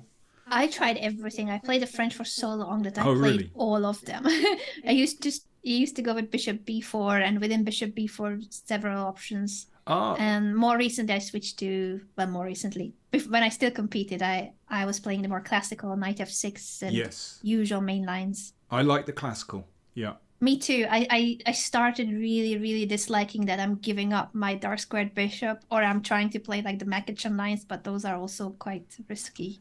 Yeah, I tried the McCutcheon a little bit, but actually, yeah, it is very, very risky. Yeah, I realize it's not my style. It's not. The house is on fire. I like when things are calm and under control. Yeah, exactly. Like in this game, everything was under control, or wasn't it? I don't know about played that. really well. Jesper, I don't buy your rating. 1470? I think you played really well. This is not a 1500 level. Much better than that. Much better. Yeah. And thank you so much again for your patience. Everyone's patience. Does it mean, though, that now that you have the board and everything is working technically, the next game could be played by Grandmaster Daniel King? Okay, but that means I've got to somehow work something different. Is it too small, the board? Or, no. So how do I switch to? So you just go to play in the chess.com menu. Don't go anywhere. Don't touch any other windows. Just in the same chess.com window. Okay, play. Play. And now people will be sending you the challenge. Oh, okay. So your username, say it on both channels, is GM Daniel King, or just it's Daniel King. No dash, no underscore. No, Daniel King. Yeah. Daniel King. Do I have to put in the parameters to play a game? What did you think of this time control? Shall we ask for the same? Yeah, let's do the same. 10. So it was 10 plus 5, So how do I... unrated. Yeah. 10 plus 5, unrated, to challenge Daniel King on chess.com. Okay. And feel free to choose from your viewers, because Jesper is a long-time viewer of my channel, but we could go for the next challenge for someone from your community if they would like to challenge. You see, you're good at doing this stuff, Anna, whereas I'm just kind of floundering with the technology. Okay, But you normally, I think what people need to understand is that for commentary, we always have a team, a production team. So we don't do any tech stuff ourselves. Streaming is the opposite. Streaming is everything thrown into the same bowl, and you need to like make sure that works. Yeah. It's a one-person gig, but it also means a lot more pressure on that one person. Okay, I can see that I've got some challenges here. So I've got... Amazing. Do you recognize any usernames from your chat, maybe? Not at all, but I've got... They might be them from my community or from chess.com, because we are on the front page of chess.com. So you also could be getting challenges from chess.com front page. Thank you everyone for watching today. Our Hand and Brain with Grandmaster Daniel King and myself, Anna. Okay, so I've got Gold Dusty Roads. I'm going to click on that one. 10.5, unrated. Here we go. Amazing. And now I need to be the one that finds you. I hope that I will not be booming as much as I was booming trying to help you. Oh, hang on. Here we go. Yeah. I see it. Fantastic. It seems to be... We're going to make a pawn move, I think, to start with. A pawn I'm move. the brain now. Fantastic. And So Danny's the hand. Let's go with that one. Yes. Shadok is saying, I'm intimidated by the magnificence of Daniel's mane. I agree. So Gold Dusty Roads, is this one of your followers? Could be from the chess.com community overall. Golda's story was one of or I guess I don't know if Tori still streams, but she used to stream quite a lot. So the username is similar to one of the chess streamers that I know. Shout out to Tori. They are playing the Sicilian. What do we do? Knight. Knight. Will it be the Najdorf, you think? Let's do this. Will they dare to play the Najdorf against the Najdorf expert? Or the Kalashnikov. Not me. Oh, they want to play the Kalashnikov. Very interesting. Oh, I feel like I'm gonna need to play main lines, although my go-to move would be a bishop move here. A bishop move. That's okay. Let's do a bishop move. Is that okay? Bishop is what I play. This was always one of my absolute favorite variations. And knight f6. Now, curiously, again, I'm going to be plugging my own stuff, but this is the move that I recommended in my Anti-Sicilians course for Chessable, knight f6. Oh, and see, I should catch up on the course because I don't know what follow-up move you suggest for white here. There's so many options. Well, yeah, there are many options, but I've got nice feedback on knight f6 because the thing is, for the main lines with g6 and e6, that black is often under a lot of pressure with that. But knight f6, this basically stops white from going c3 and d4, which is one of the big problems that black has in the Rossolimo. Yeah. And I like knight f6 because it challenges that pawn straight away. I mean, of course, white's position is absolutely fine, but it does throw off the usual plan because, like, if, for instance, I say knight, which I think I will say knight. I don't know which one you recommend here mainly for white. I hope I'm not messing it up too much. Well, I mean, of course, my recommendation is for black. Yeah, but I'm guessing that. But of course, knight c3 is one of the main lines. I mean, you can push. You can play knight c3. You can take on c6. But yeah, I mean, knight c3 is just sensible, of course, just developing. But have you played this position with white? A little bit. Knight f6. I've only had a few games in my life, even when I still competed. I don't remember many games where my opponent would have played knight f6, and I do think it's challenging because I like the c3 d4 structures. Exactly. So it's annoying. And g6 is my recommendation as well in the course. Oh. Yeah. Oh. I'm playing against myself. This is the problem. No! Probably they studied from your course. They're just blitzing out all the best moves prepared by Grandmaster Daniel King against Daniel King. Okay, let's play. Hang on, who's? Oh, I'm still trying to be the brain, Are but you I the can brain tell and you. I'm the hand? Okay. I'm gonna say, what's your name? And Anna, what's my name? King. I don't know. King. That's what. Yeah, You not want? pawn this time. Not Okay, pawn. king. Okay, let's do that. People are saying, imagine getting paired on chess.com against another 15 or 1600 rated player, and it's Grandmaster Daniel King.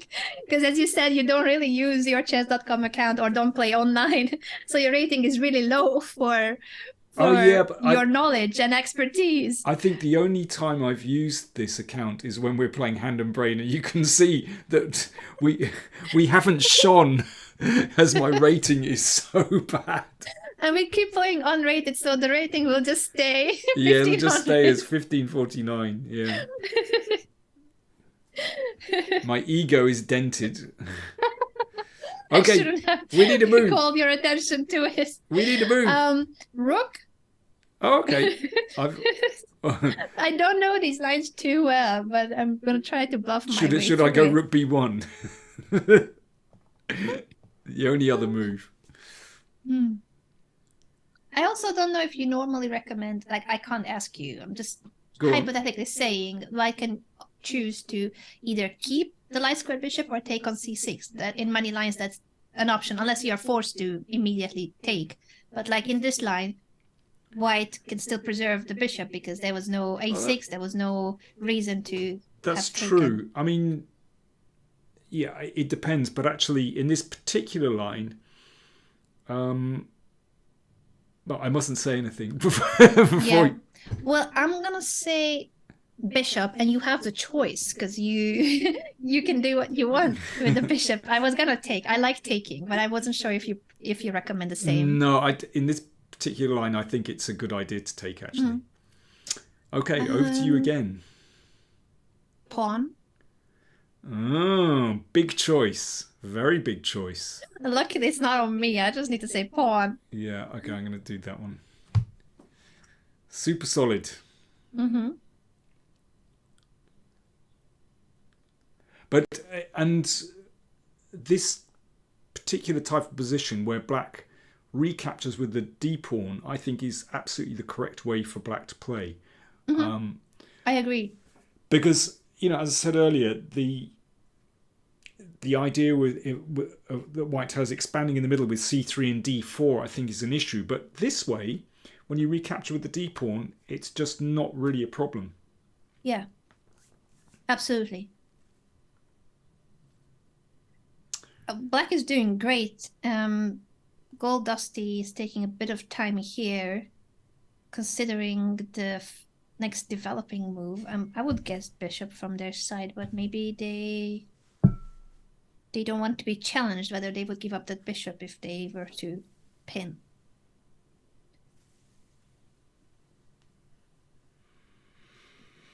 Oh, very tense. Very, very tense.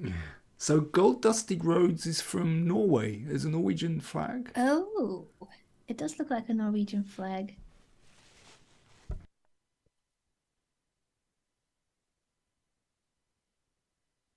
Oh, we still have Gold Dusty with us. And, and my music ended. Or I don't know if that was what the chat was referring to, but I had a bit of background music. Can you guys still hear it? Is the volume okay? Oh. I'm usually booming with volumes. I didn't even realize the music ended. Do you normally play music during your stream? Just lo-fi usually, or something as a background music. Not the copyrighted. Well, this channel I think is great. But there are other channels too that have lo-fi or jazzy background music. Oh, and you're allowed to use it without. I think these ones, yes, but I often give them a shout out too because I do want to credit. I don't know. It's always strange with streams because in a YouTube video you can credit it in the description, but in a stream, like I don't know. It's a very gray area sometimes. There's an online radio station I've started listening to. Pawn, by the way. Sorry, I forgot this our move. Online radio. Yeah, Which one you're listening to? Oh God, It's terrible. Because the thing is, I've got it on a tab. Yeah. And Don't tab out. You're gonna if I freeze the tab out, camera and the I'll wreck. board. I'll wreck out. Don't. So I just don't want to Don't. touch the screen. Don't. Oh God, what's it called? Radio. Is it Radio Without Borders or something like that?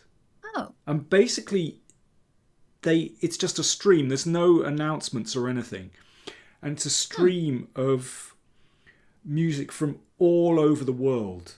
Oh, really? Often quite old stuff. I mean, really obscure stuff. You get stuff from Ethiopia, from Afghanistan to Central America, and it's just one continuous stream.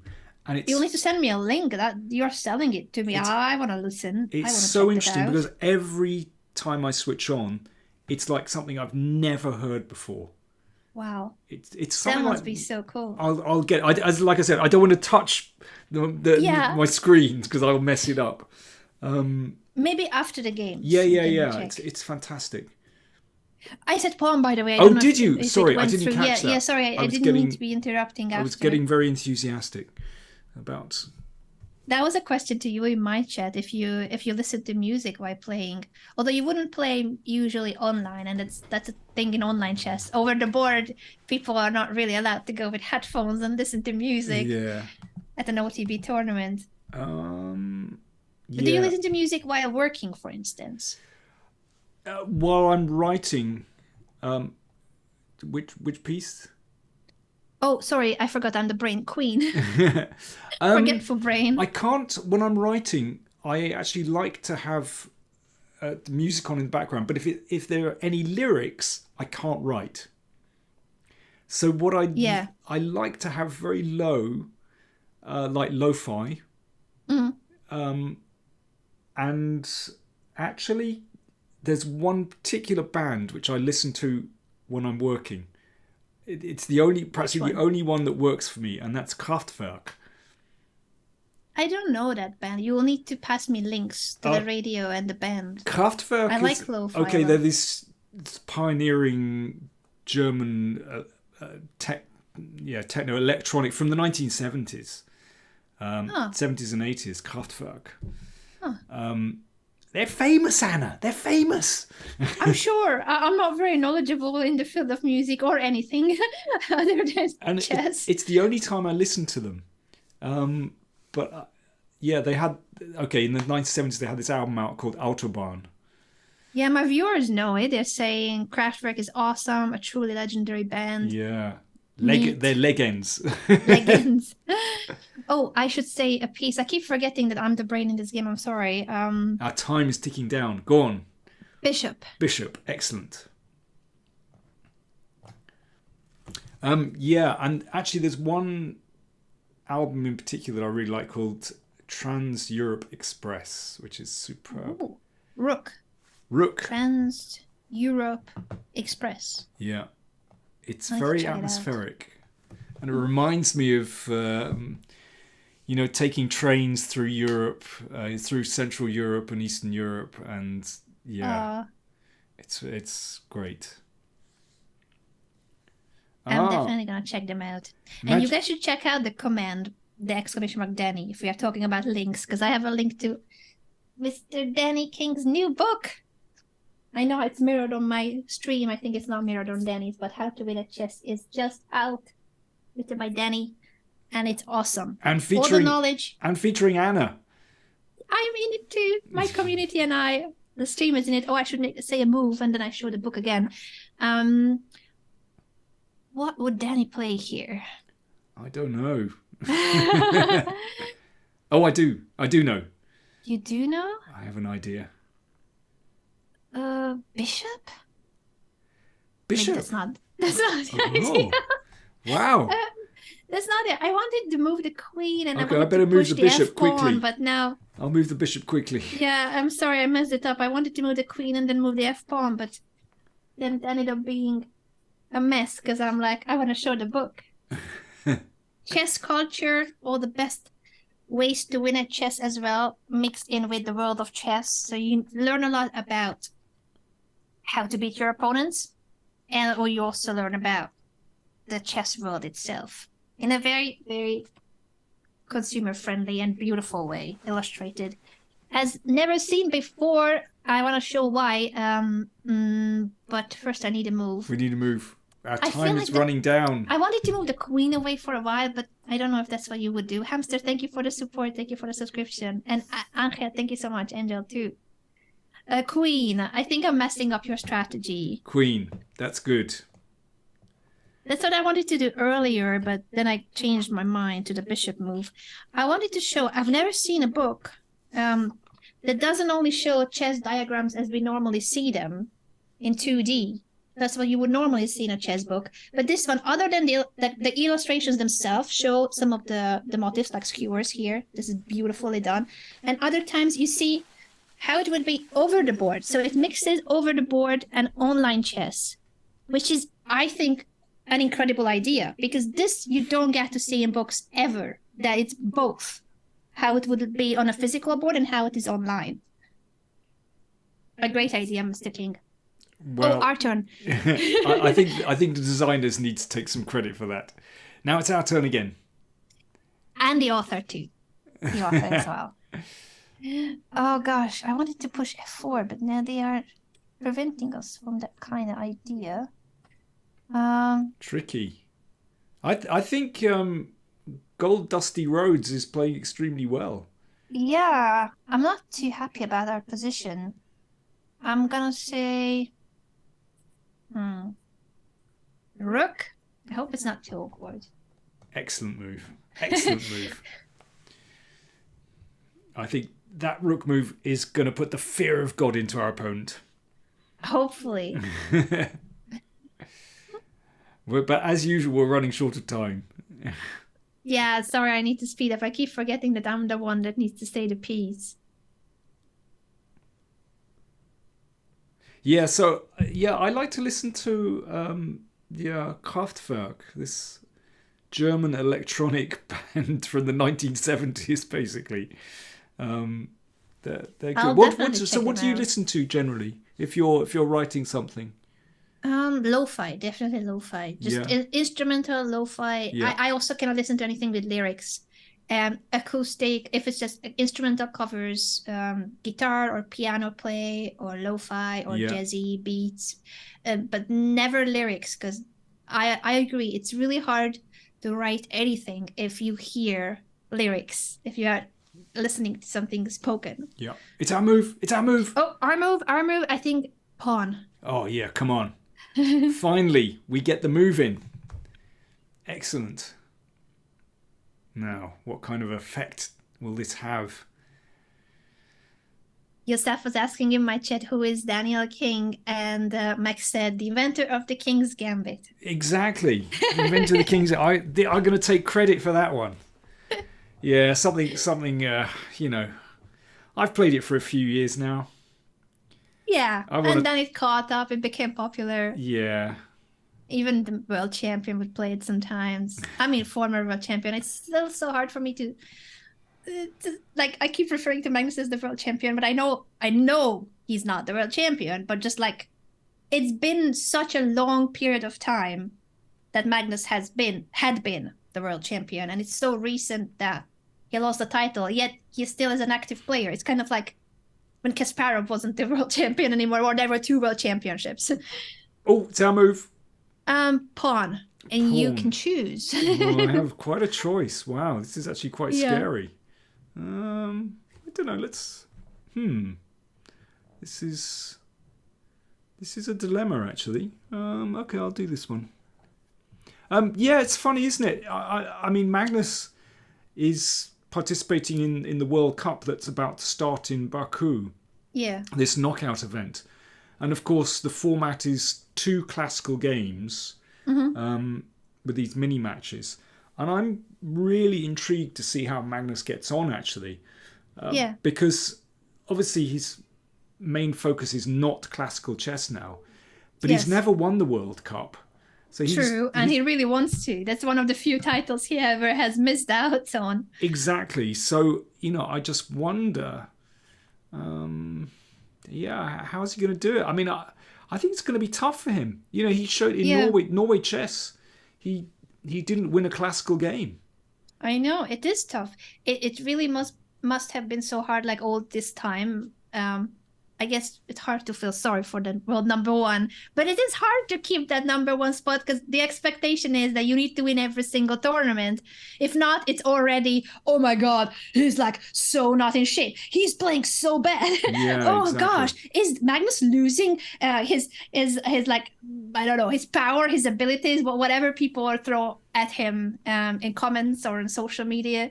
But I guess it was the same with Kasparov too, or with any other world number one, Vichy, you name it. But that, are they not in their prime anymore if they don't win one tournament? Anna, sorry to interrupt.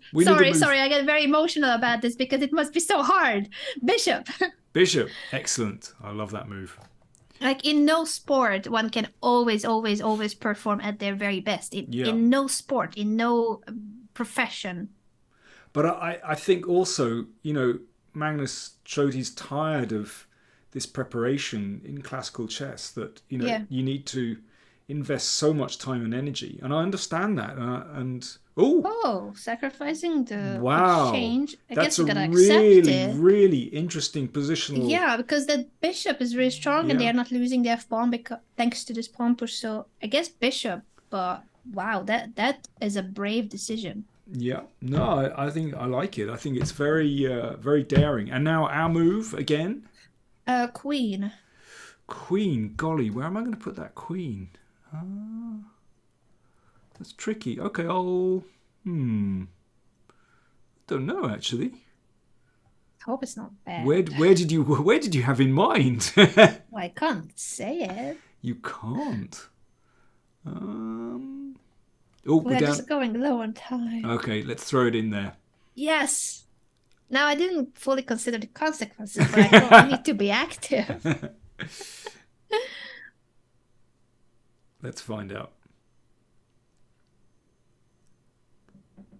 Yeah, so I think the thing is, you know, while Magnus might not be motivated to prepare that thoroughly at classical chess any longer, a lot of the younger kids are prepared to actually put the work in. So I think he's going to find it increasingly tough when he returns to classical chess. But let's see. Our move. Queen again. Queen again. Where are we going to go? Help. I can't say it. Where am I going? I don't know. Okay, I'll play here.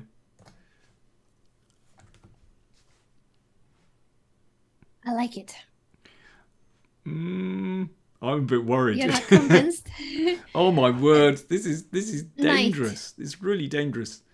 Sorry, did you say a piece? I think I said knight. You said knight. Okay. I'm doubting myself, but I said knight. Okay, knight. I guess we have to go with knight because I said it. No, that's good. That's good. I just didn't consider that there's. I mean, maybe not too bad the consequences.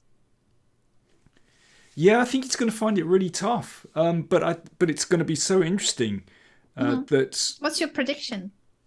If you had to predict how far will he make it in the World Cup? Because it's a knockout system. For those of you wondering, it's a brutal knockout system. I think a couple of years ago he was knocked out in the first round, wasn't he? Like I recall, like I think one was it first or second? I don't remember now exactly which World Cup, but I know that he was like out in an early stage. Am I confusing it with another event? No, but on my stream, some Savvy's characters is going to say Magnus, when he wants to win something, usually does. So sometimes Queen. Pure... We're going to try to not lose on time in the meantime. Oh, but yes. Yeah, you guys are we need to concentrate about on this. The world of chess. Okay, let's concentrate. Then we can. I do think he had a really poor World Cup. Now, maybe people could fact check this because I don't remember fully how far he made it. Pawn. Fantastic. Let's go for it. Yeah, I think he lost against Boo. Is that right? Yes. Was that round one or one of the early stages for sure? Yeah, but let's see. I mean, yeah, in the last one he made it to top 4 or top 2. I think he lost against Duda, didn't he? Mm-hmm. He did. Our move. Pawn. Okay. Anna, this is good stuff. I like it. Now that we got to push c3d for the whole thing about the Rosalimo Oh, yeah. pawn. Pawn. Yeah, exactly. Yeah, yeah. Good, Finally. good link up.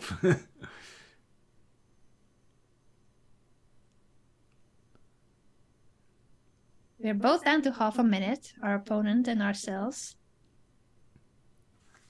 I think... Oh, no, I shouldn't pre-move in case... Oh. Oh, that surprised me. Rook.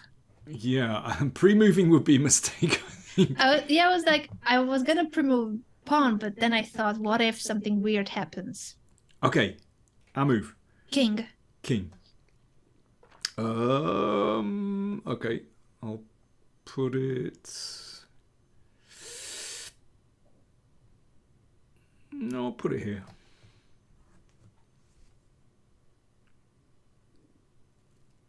Tricky. Tricky. Yeah, very tricky. Ooh, that's even trickier. Do we have to take it? Knight. Yeah, that's fine. Okay, we're down to part seconds. Of your plan, I see. Rook. Rook. Okay, that's good.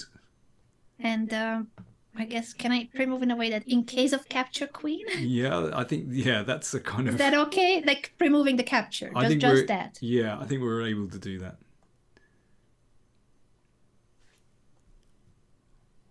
And even then, I guess it has to be like in case of a rook capture. But yeah, it's weird to pre-move in hand and brain. Okay. Queen. Yeah. Okay, I'll move. Queen. Queen. Okay. I just wanted a quick move. Sorry, it might Yeah, not be yeah, the no, best. that's fine. Queen again. Queen again. Okay. Christoph.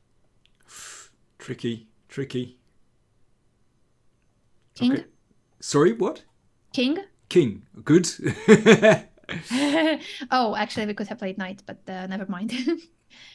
We could play knight now. Knight now. Okay, let's find out.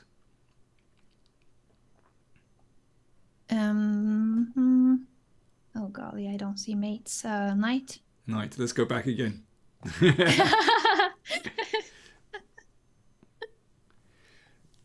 Okay, I'll move. Queen. Queen. Yes.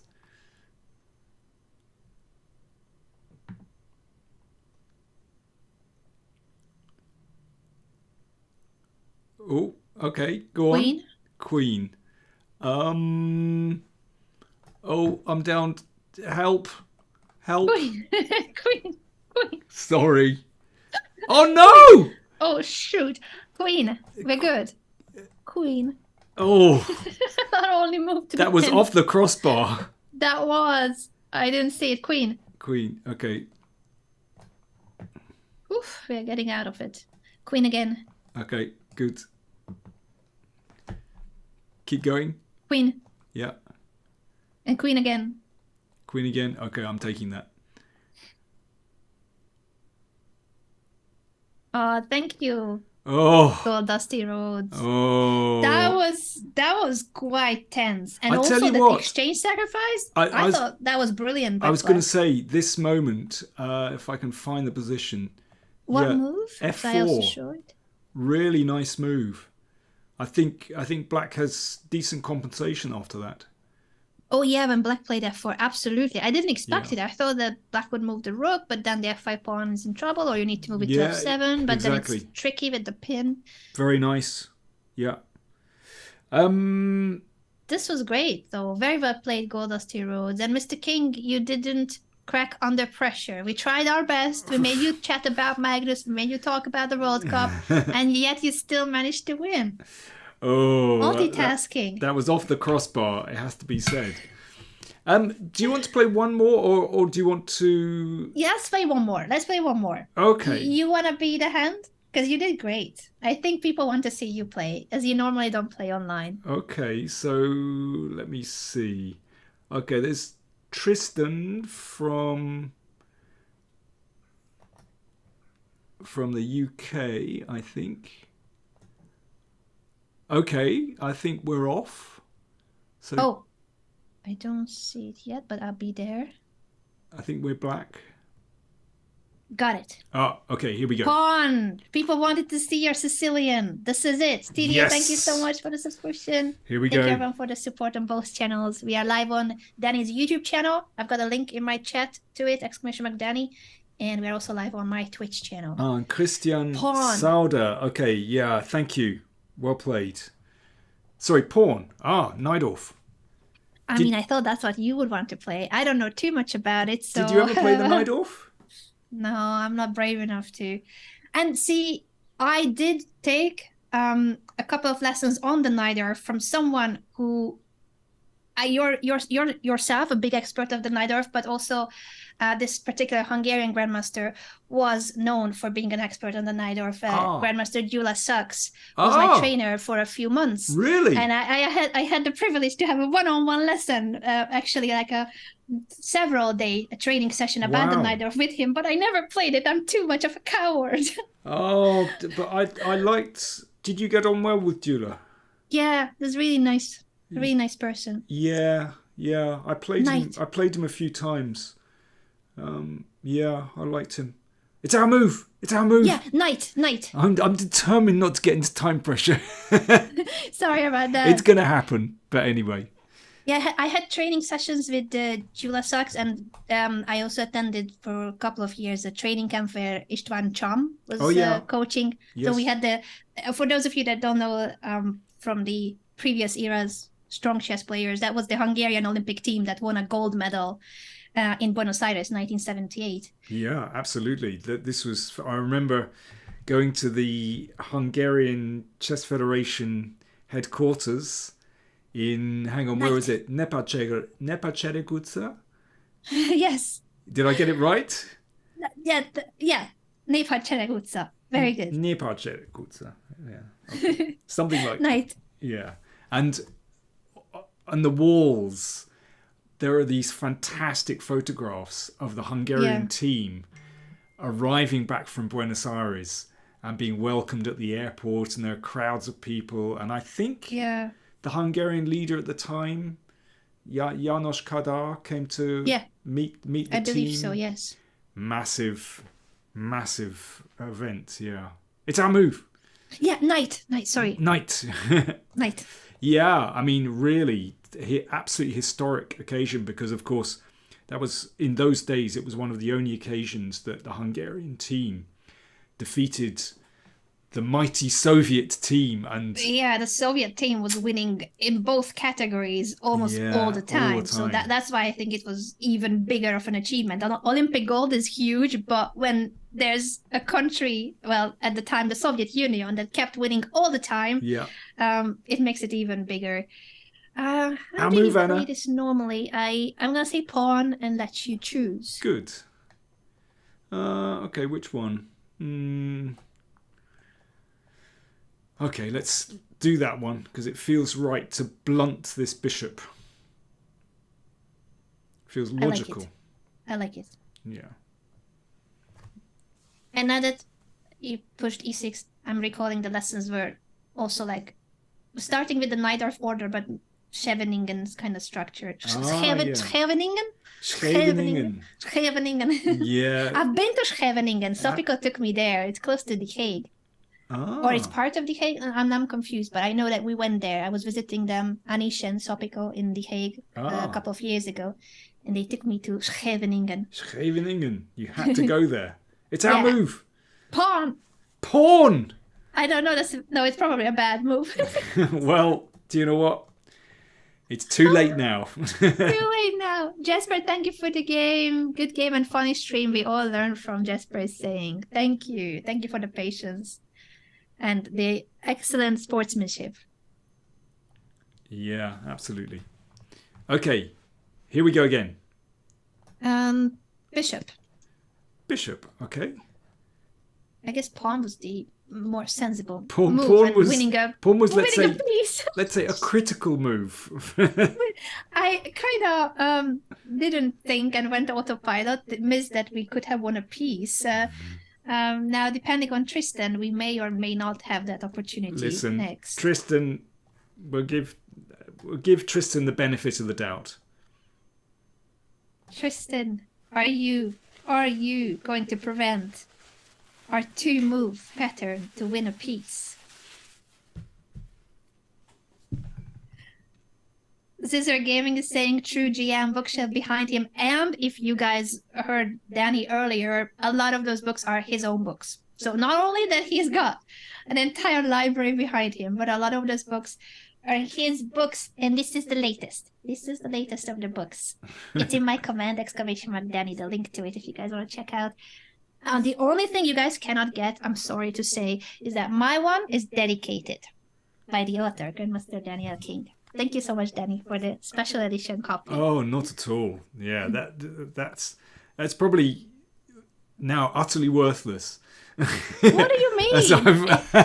It's the most valuable book in the world by now. Pawn. Oh, is it our move? Okay. Yes. Well, do you know what? We gave Tristan a chance,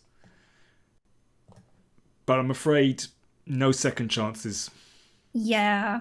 I'm afraid sorry, Tristan. We have to do it now. Yeah. Apologies, Tristan. Yeah. Also, my camera is flipped on my stream. I'm aware of that so that I'm looking in the right direction for the board. But the title reads as Otwo Nilseta is the book that you have written, Danny, apparently. Oh, really? Oh, okay. Something like that. Oh, Tristan is fighting back. Whoa.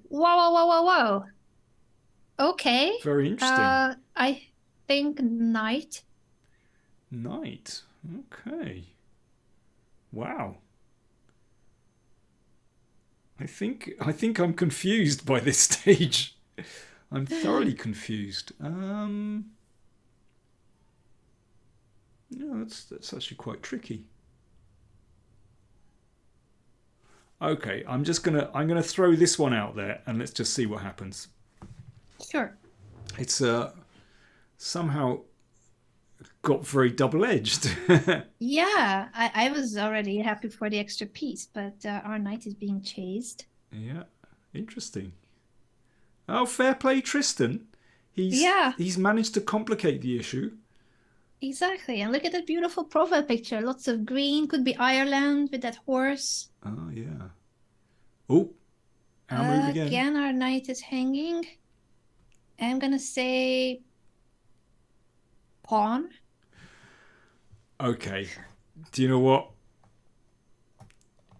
Here we go. Yes, that's what I wanted, but I wasn't sure if you approved. Was your idea? Yeah, I don't know how good or bad it is. Possibly bad, but I like it. Well, as Simon Williams always says, he said, moving your H pawn is always a good move. Especially when it has a name, Harry the H pawn. Harry the H pawn. Harry or Harry? Harry. Actually, With my pronunciation, it's kind of the same. No, but that would be very appropriate for Simon, basically. I'm gonna say pawn, and you get a choice here. Oh, pawn. Oh, okay. Yes, I've got a big choice. Well, I think I'm going to be... Yeah, I wanted to do that too, because the bishop is not running away, and I didn't want the white pawn on d6. Yeah. Harry the H pawn. Harry.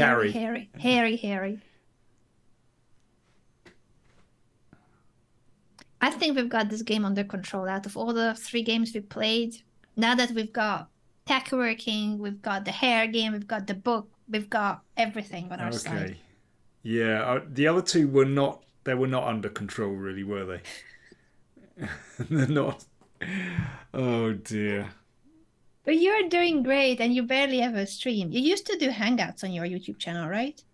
Yeah, I used to do Hangouts. For the Patreon viewers? Yeah, I used to do Hangouts. Somehow, I don't know, I sort of got out of the stuff happened, and then I got out of the habit, and then... Yeah. Once you're out of a habit, it's really hard to go back to live streaming when you have so many other projects that you're working on. But of course, my YouTube channel is still firing away. Yeah. And you guys should check out Power Play Chess on YouTube if you're not watching it right now. Night. Oh, he's knight again. Yeah. Yeah. What's your next big project that you're working on, or will Well, be working actually, on? I'm doing a book version of my Anti-Sicilians course on Chessable. Oh, nice. So I'm doing a book version, and means yeah, it's just in a different format. Some people prefer the book format, and it means I can do little updates as well on the course. Include them in the book. Pawn. Yeah, it's nice. Sorry, what am I doing? Pawn. Pawn. Okay. That's awesome to hear. So, how many courses will you have on Chessable by then? Because this is not. I've got, I think, This is not the 4. first one. You already mentioned the Najdorf one, the one that you recommended, Knight of Six. Kalashnikov, Anti-Sicilians. How good is your Yeah. chess? And how good is your chess 2? Nice. I'll need to catch up on your courses, Denny. Yeah. But I mean, you've done courses on Chessable. Bishop. Yeah, I have one. I was gonna continue it, but then I also started working in other directions, and now I'm working a lot on managing Kevin's team. So I'm the boss there. Oh, really? for Kevin's channels and his team, which kind of has taken over a lot of my time. I really like it because it's a different kind of challenge. Right. Yeah. Knight. And it's already going beyond chess. I have been doing chess and gaming on my channel for the last 2 years or so already. Yeah. And variety too. Sometimes I try to cook, sometimes I try to paint.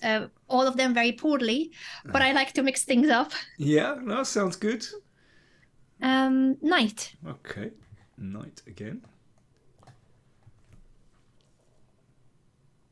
And for Kevin's channel, we are also doing music, which honestly I would have never imagined because I have no skills for music, but he does. So we are making acoustic covers, and I'm also managing that for the music channel. Oh, wow. But luckily, I'm not the one singing or playing any instrument because I don't have the skills. If you ever want a double bass player, I'll be up for that. Please. We need a band. We do need a band. I started learning drumming a little bit. Oh, really? Fun. I like it because it's all I like rhythms kind of games. Yeah. With the Switch or any other, if in an arcade, the dance or rhythm games.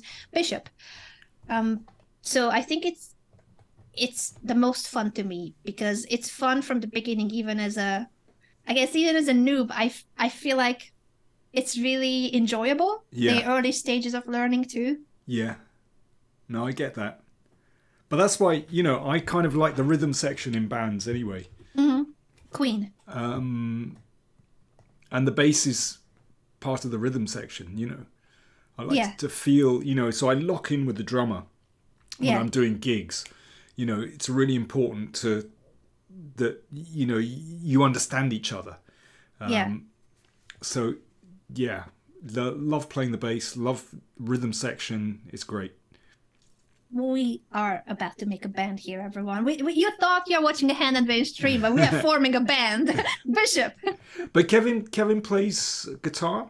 Yes. Yeah, he taught himself pretty much. And he's just been practicing a lot. So he never took a lesson in his life, but he just taught himself and has been practicing away. Okay, nice. Does he have? He really likes it. He plays almost every day. Does he have a particular style of music that he likes? I think he's still figuring out what suits him the most, but he's been experimenting with different genres and what suits his voice as well, because he likes to do acoustic covers, so he would play the guitar and sing along. His voice is beautiful. Okay, sounds good. So what covers does he do? Funnily enough, the first one on his channel was like the least Kevin one, because I kept listening to the same Taylor Swift song, which got stuck in his head. And as much as he's not like I'm a huge Taylor Swift fan, I am, but he would listen to more like, I don't know, for instance, Red Hot Chili Peppers, or 21 Pilots. So I was listening to that same one song of Taylor Swift and her new album, and he made a cover of that on the YouTube channel. But I think there's a lot of other ones that are just completely different. I guess a lot of them are like pop or rock. Queen. but he also likes older songs. Sorry, when you said Queen, did you mean on the board or did you mean Queen the band? Oh, well, he likes Queen as the band, but also I wanted to make a Queen move. Oh, you want to make a Queen move? I wanted to say he sings older songs too. Like he likes a lot of Johnny Cash, for instance. Oh, Johnny Cash, yeah, excellent. Yeah, we sing Johnny Cash, we sing ABBA, we sing Queen. When I say we sing, I sing along, but he's the one that sings well, and we only record his singing. I'm just singing along when he's playing. Okay, so which practicing. Johnny Cash songs? Because I play some Johnny Cash as well. Really? The one that he recorded for his channel is Hurt. Oh, that's incredible. Yeah, and we made a music video for it. I filmed it in the Irish woods. We were walking in the forest and I was filming it. We were the 2-person crew for a music video. Sounds brilliant. Sounds really good. Actually, Night would have been a much better move, but I said Pawn already. Sorry. Oh, you said Pawn already? Okay. Yeah, I wish I said Pawn, Night. Pawn is more than good. I love Pawn. Well, yeah. Yes, you know what I mean. Take it out of context, everyone. Yes. Oh, golly.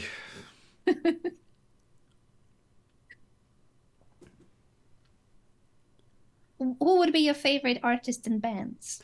And when you play, and in terms of like playing the guitar, do you play the ones you would listen to, or is it different for you what you play and what you listen to? Oh, golly, it's so because I listen to a whole variety of things. Nights, yeah. Really, such a ridiculous variety. With guitar, I often play quite jazzy stuff, like Django Reinhardt. If that rings a bell, he was gypsy jazz guitarist in the 1930s, 40s, 50s. I probably have heard. So there's a song called. I'm very good at remembering names. There's a song called Minor Swing, which I absolutely love. Night. I don't know where I'm going with this night, but I'm having fun. I like it. I think this is a very promising attack with our extra 2 pieces. We still haven't castled, but who cares? Split rooks, though. Yeah. What do you think of these split rooks here, Danny? Oh, they're split, but hey, they can look after themselves for the time being. And at the moment, I play double bass, and I'm playing double bass with a tango band at the moment, which is good fun. Wow, a tango band. Yeah. Who would have thought? That's really different. So there's Queen. Let me see. Okay, I'll do this one. There's an artist I really like, Argentinian composer called Astor Piazzolla, who's wonderful. And there's a particular song which we've started playing called Milonga del Angel, which is just... I feel so uncultured. You say all these references and I'm like, I know what's on the radio now, but I don't know like any proper music culture. Oh, he started a whole new style of tango nuevo or nuevo tango, I'm not sure which way around you say it, in Argentina. And Night, here we go. Double check, discover check, everything. Yes. Double discover check. We got there. We did.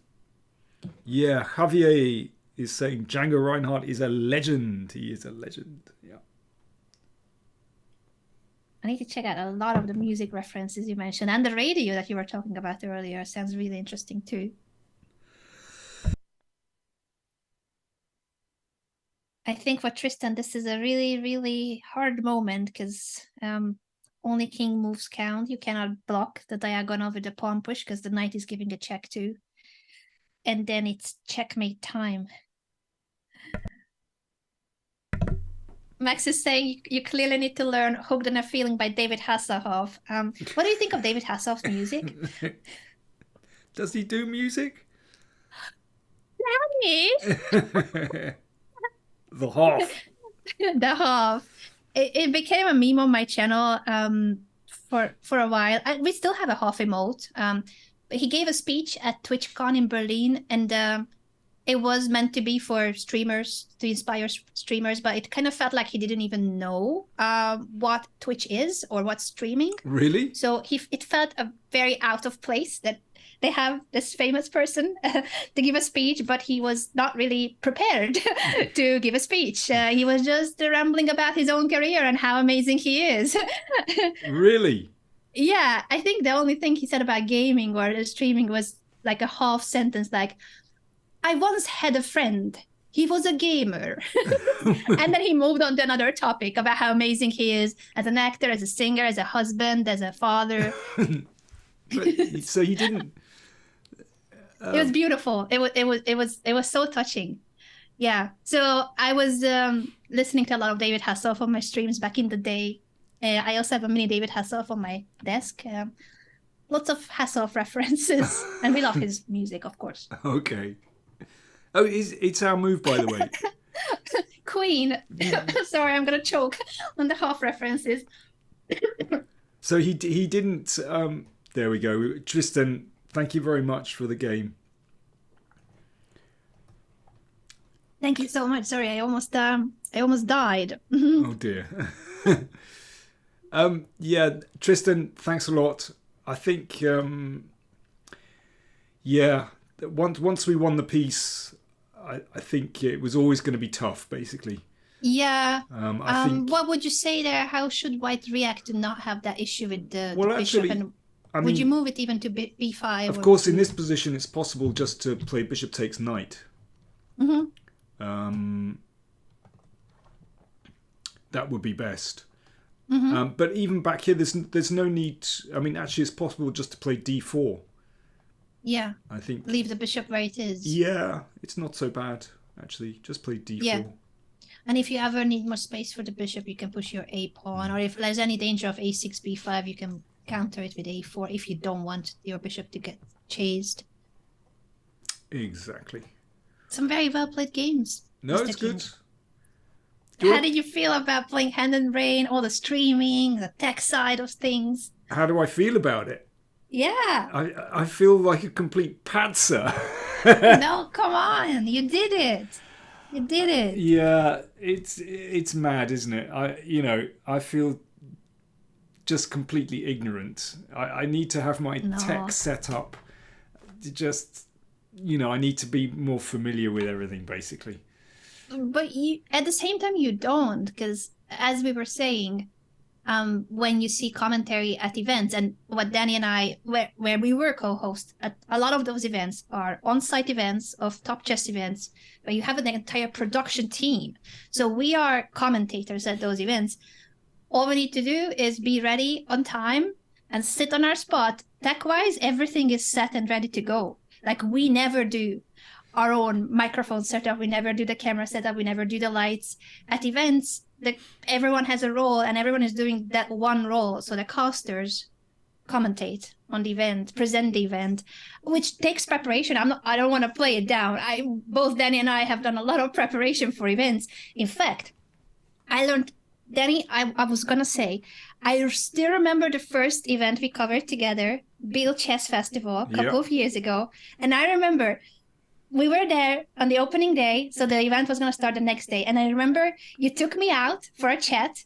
We sat down on the stairs. I remember this so vividly because it meant a lot to me that someone that is, like, in my opinion, one of the best commentators in the world talks to me about commentary and how can I do as well as you do, because you weren't like, I'm the star here, and you were just like the co-host, but like, I'm gonna be the main.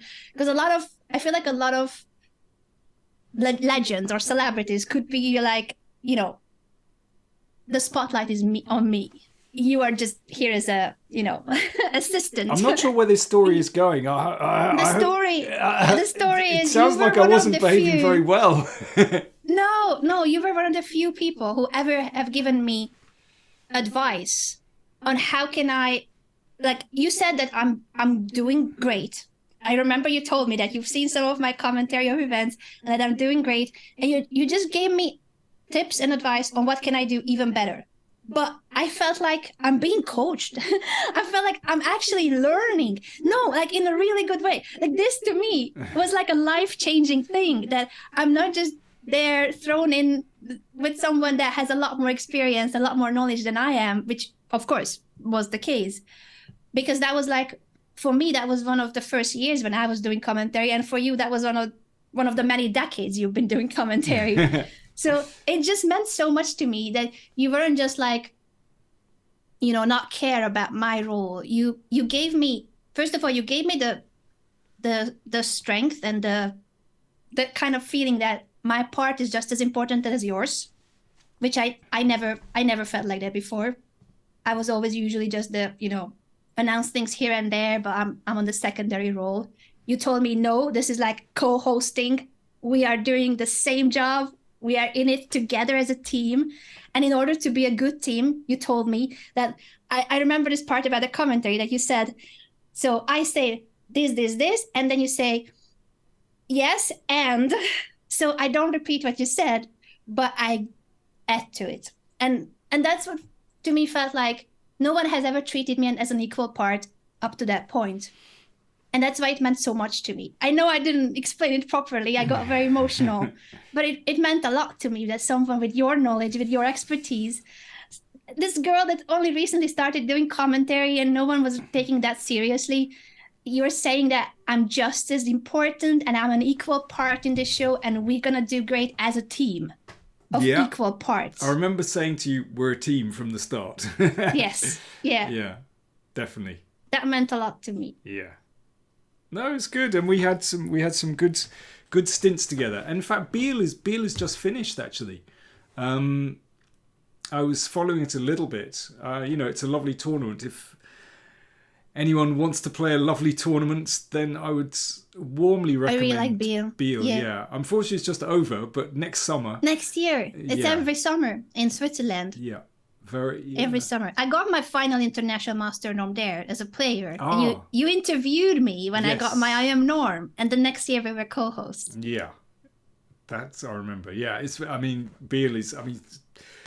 It's a lovely part of Switzerland. There are many beautiful parts of Switzerland. But yeah, I would warmly recommend that one. Me too. And what I would also warmly recommend is, even if my camera is mirrored. Okay, here we go. Even if my camera is mirrored, but that is what is the proper one. How to Win at Chess by Grandmaster Daniel King, just out. It's a beautiful, full of information, but in a very consumer-friendly way on how to be awesome at chess. Nothing overwhelming, all the knowledge, but in a very consumer-friendly way, as we mentioned already. Beautifully presented. The design of the book is absolutely stunning.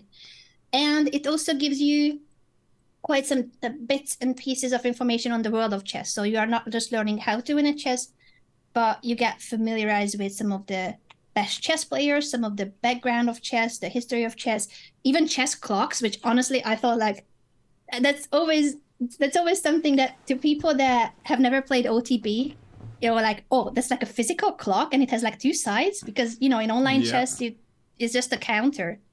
But I saw a picture of that too, that everything. Yeah, so I talk so a little bit about presented. What's happening in the chess world, that you get different time controls now, and chess has over the past, I would even say 5 years, not 15 years, but past 5 years has just changed so much with so much activity online. So I talk a little bit about different formats, different time controls, classical, rapid, blitz, hyper blitz. So it's about chess culture really. So it's basically meant to be an introduction for players that maybe you might know the moves already, but it takes you a little bit further basically. So yeah, available Amazon.com or wherever. Yeah. You can Google How to Win at Chess or look for it on Amazon. I have a link to it in !Danny, which is a comment to Danny's YouTube channel and the book as well. Oh, thank you very much. If you want to get it, highly recommended, and also very affordable. I don't even know what price it is. There you go. I should put. I do know that it's very affordable, which I do think it's also of the consideration that you want to spread the passion for chess, the knowledge and passion for chess. And that's not about like making a book super, super expensive. It's about making it affordable. It's about making it accessible in all sorts of ways. The information, the knowledge, and the love of chess. There you go. So I'm just Thank looking you, at some of the Danny. comments, and people are saying, Yeah, what are they saying? well, that your Alpha Zero vids were awesome. Oh, There you go. That's a long time ago. we both were privileged to get access to the Alpha Zero games before they were published. We had to sign an NDA to Yeah, not share exactly. the information before it was officially out. Yeah. The paper on Alpha Zero, but we both got to see the games before. I remember some of the comments on my YouTube video were like, "Oh, you are copying Danny King!" Like, who didn't even know that we both had the games? Yeah, steady on. Yeah, well, you always get comments like this. Yeah, it was just funny because everything was so secretive that we didn't even talk about it. The DeepMind and Google headquarters in London are very, very cool building. I Yeah, have to say, yeah. absolutely fantastic. Yeah, It was that an awesome visit. Yeah, that was good fun actually going there. Yeah. Yeah, the London Chess Classic had some of their rounds in the Google headquarters / DeepMind building, Yeah.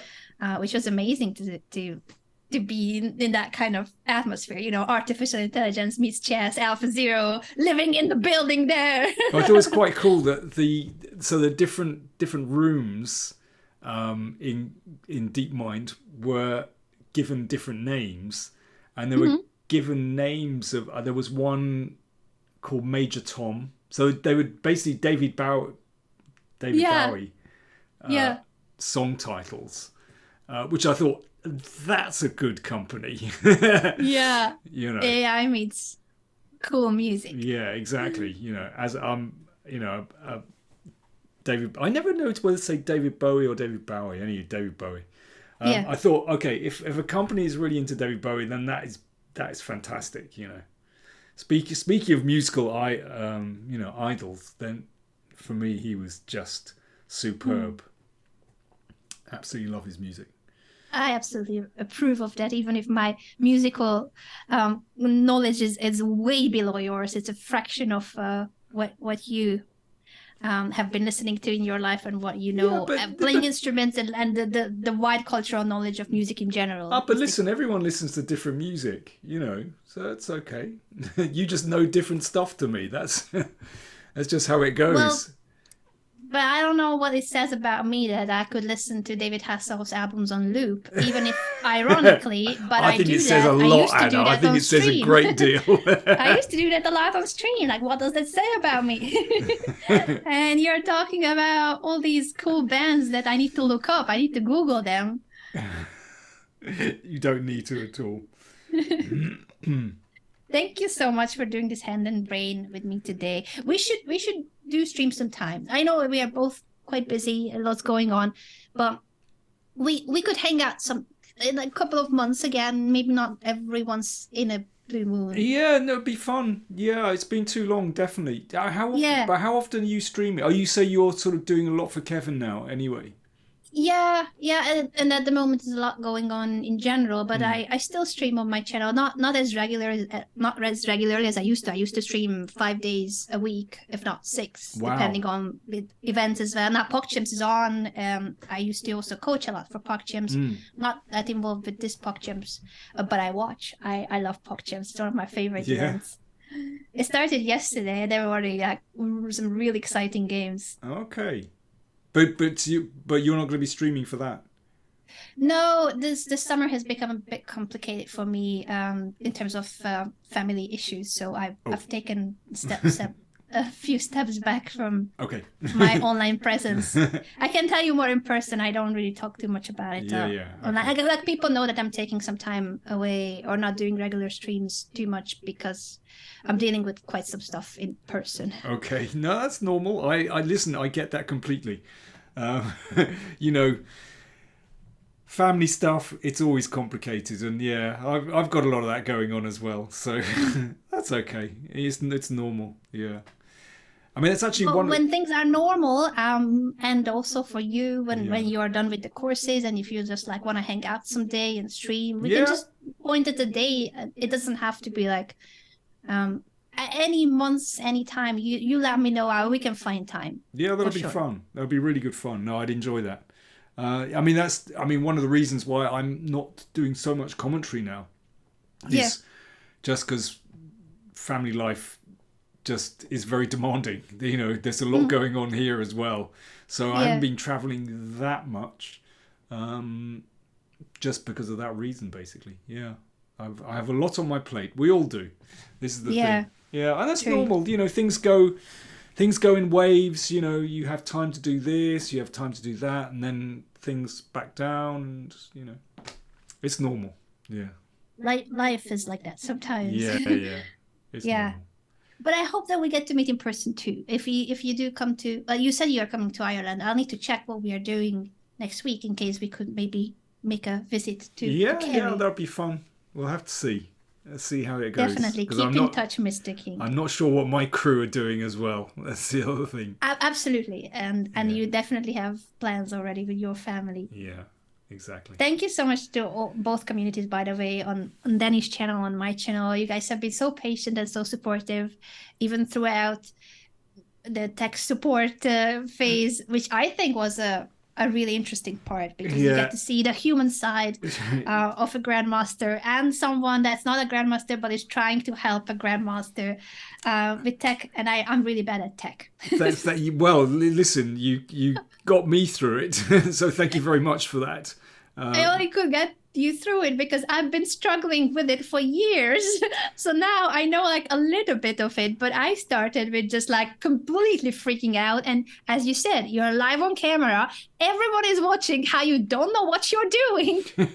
I think we saw that very well. Basically, I started having a bad hair day. Did you notice? Somehow it started looking really frazzled. Never. Yeah, it was bad. You never. Danny, always perfect hair day. Oh, hang on. I've got Savvy's characters. Just ask me a quick question.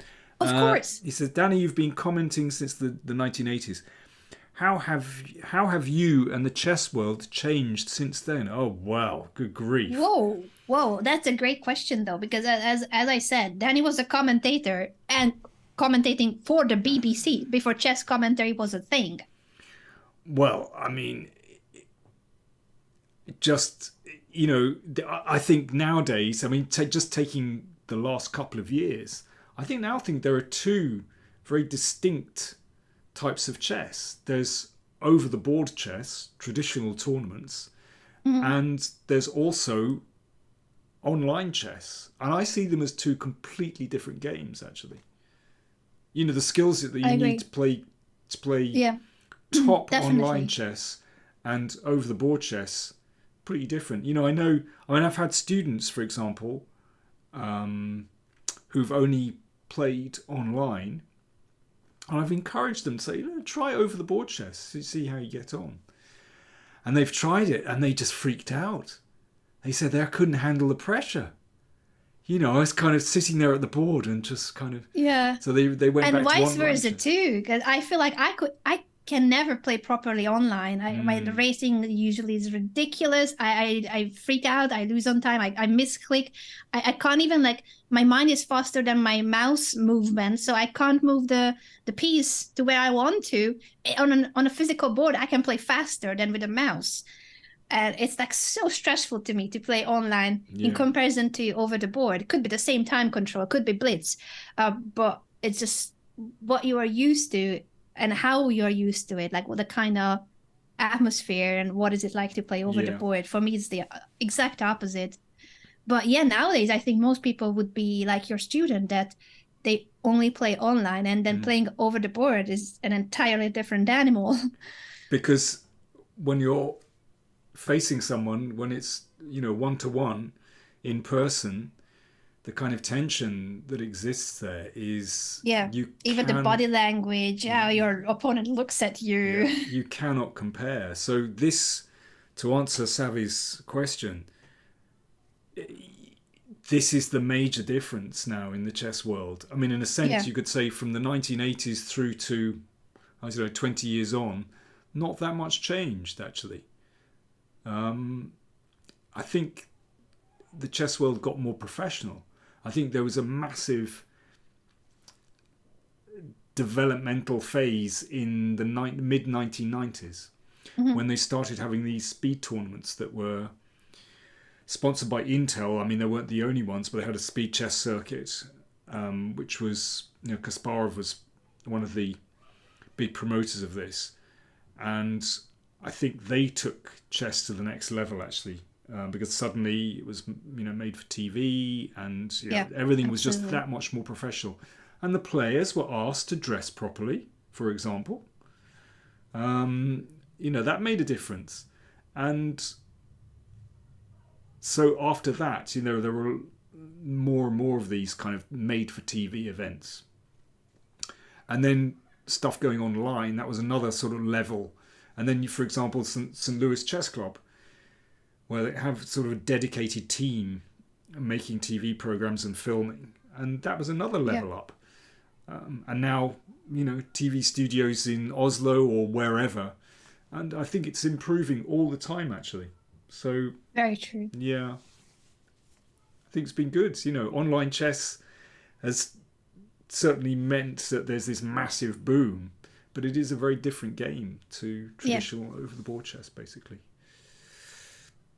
And only very few have been there from the very beginning and are still among the most popular commentators in the world. I feel old. Not looking at Danny or pointing at his camera at all. I'm feeling old, Anna. No, that's not old. That means you are a true legend. That means that you've been in this trade and you've been a pro at it before anyone even knew what that is. That is impressive. That is admirable. That is true legend. I don't status. know. Let's see. I've got someone saying, if there's a way to wipe out chess preparation from human memory briefly for a few hours, would you be interested to try it out on chess players just before a game? Okay, so you wipe out their memory. I mean, in a sense, that's what Chess 960. Preparation. Yeah, I was going to say Fischer Random. Fischer Random, kind of as a goal, I would say too. Yeah. I think Magnus would like that. Yeah. I loved it. That reminded me of the Fischer Random match between Magnus and Hikaru. Grandmaster Yasser Serevan and myself were the commentators a couple of years ago. And before the match started, that was an unofficial World Championship match between Hikaru and Magnus. Actually, Hikaru defending the Fischer Random World Championship title. But the day before the event, they gave a simul to some of the guests. And it was so amazing to see Magnus and Hikaru thinking from move one on. Similar with Chess 960. Because there was a simul in Chess 960. Oh, that's difficult. It meant that they had to be thinking from move one on. Because Chess 960, for those of you that are not familiar with it, there's a potentially 959 different starting positions. If you take out the classical one, it's 959 starting positions. No one can memorize that. Like you can recognize patterns if you practice. Yasser taught me a couple of things on how to even decide what side you want to castle to. But that was so cool to see that they are two of the strongest players in the world, and they are thinking against amateur players from the first move on, because for them too, it's new. And that felt refreshing. That felt like, this is amazing. This is something that I would love to see more often. I'm a huge fan of Fischer Random for that reason. That's interesting. I mean, I'm kind of undecided about it, actually. Mainly because I just don't think classical chess is played out. Oh, no, I don't mean it should take over. I just like it as a add-on, refreshing, extra event. Because I think I definitely shouldn't take over, I think. And not now. You see, I mean, just sort of adding to that, with Magnus saying, he's tired of playing classical chess and preparation is just more and more difficult. But he might be, but the younger generation aren't. Mm-hmm. You know, he might not have the Yeah. capacity to put in the hard yards, the hours of preparation, but the younger generation still are. And I feel Yeah, and they are hungry. Yeah, They're hungry exactly. for those sculpts against people like Magnus. Yeah. So although, you know, Magnus has been around the block 100 times with classical chess, but the younger players haven't. And I think that's been a kind of pattern for a lot of the world champions. They get to the Yes. top and they go, okay, what now? Do I have to repeat it all again? So, you know, Yeah. Capablanca used to say, okay, I want a new kind of chess because I've done it all now. I've beaten everybody. Exactly. Fischer Makes did sense. Fischer did the same, and that's why, you know, he He developed invented Fischer Random. Fischer Random. Exactly. I mean, you know, and these weren't the only two examples of, well, Kramnik, you know, with no castling chess, said, yeah, these are players that got to the top and just kind of, okay, what now? Yes. Just because they don't have the capacity to put in the hard work.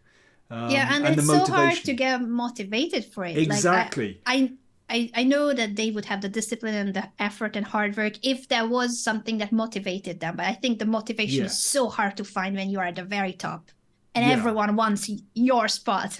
Yeah, it's the old Alexander the Great thing again. You know, where basically, you know, he reached the Indian Ocean, and he cried, and he said, you know, there are no more worlds to conquer. Yeah.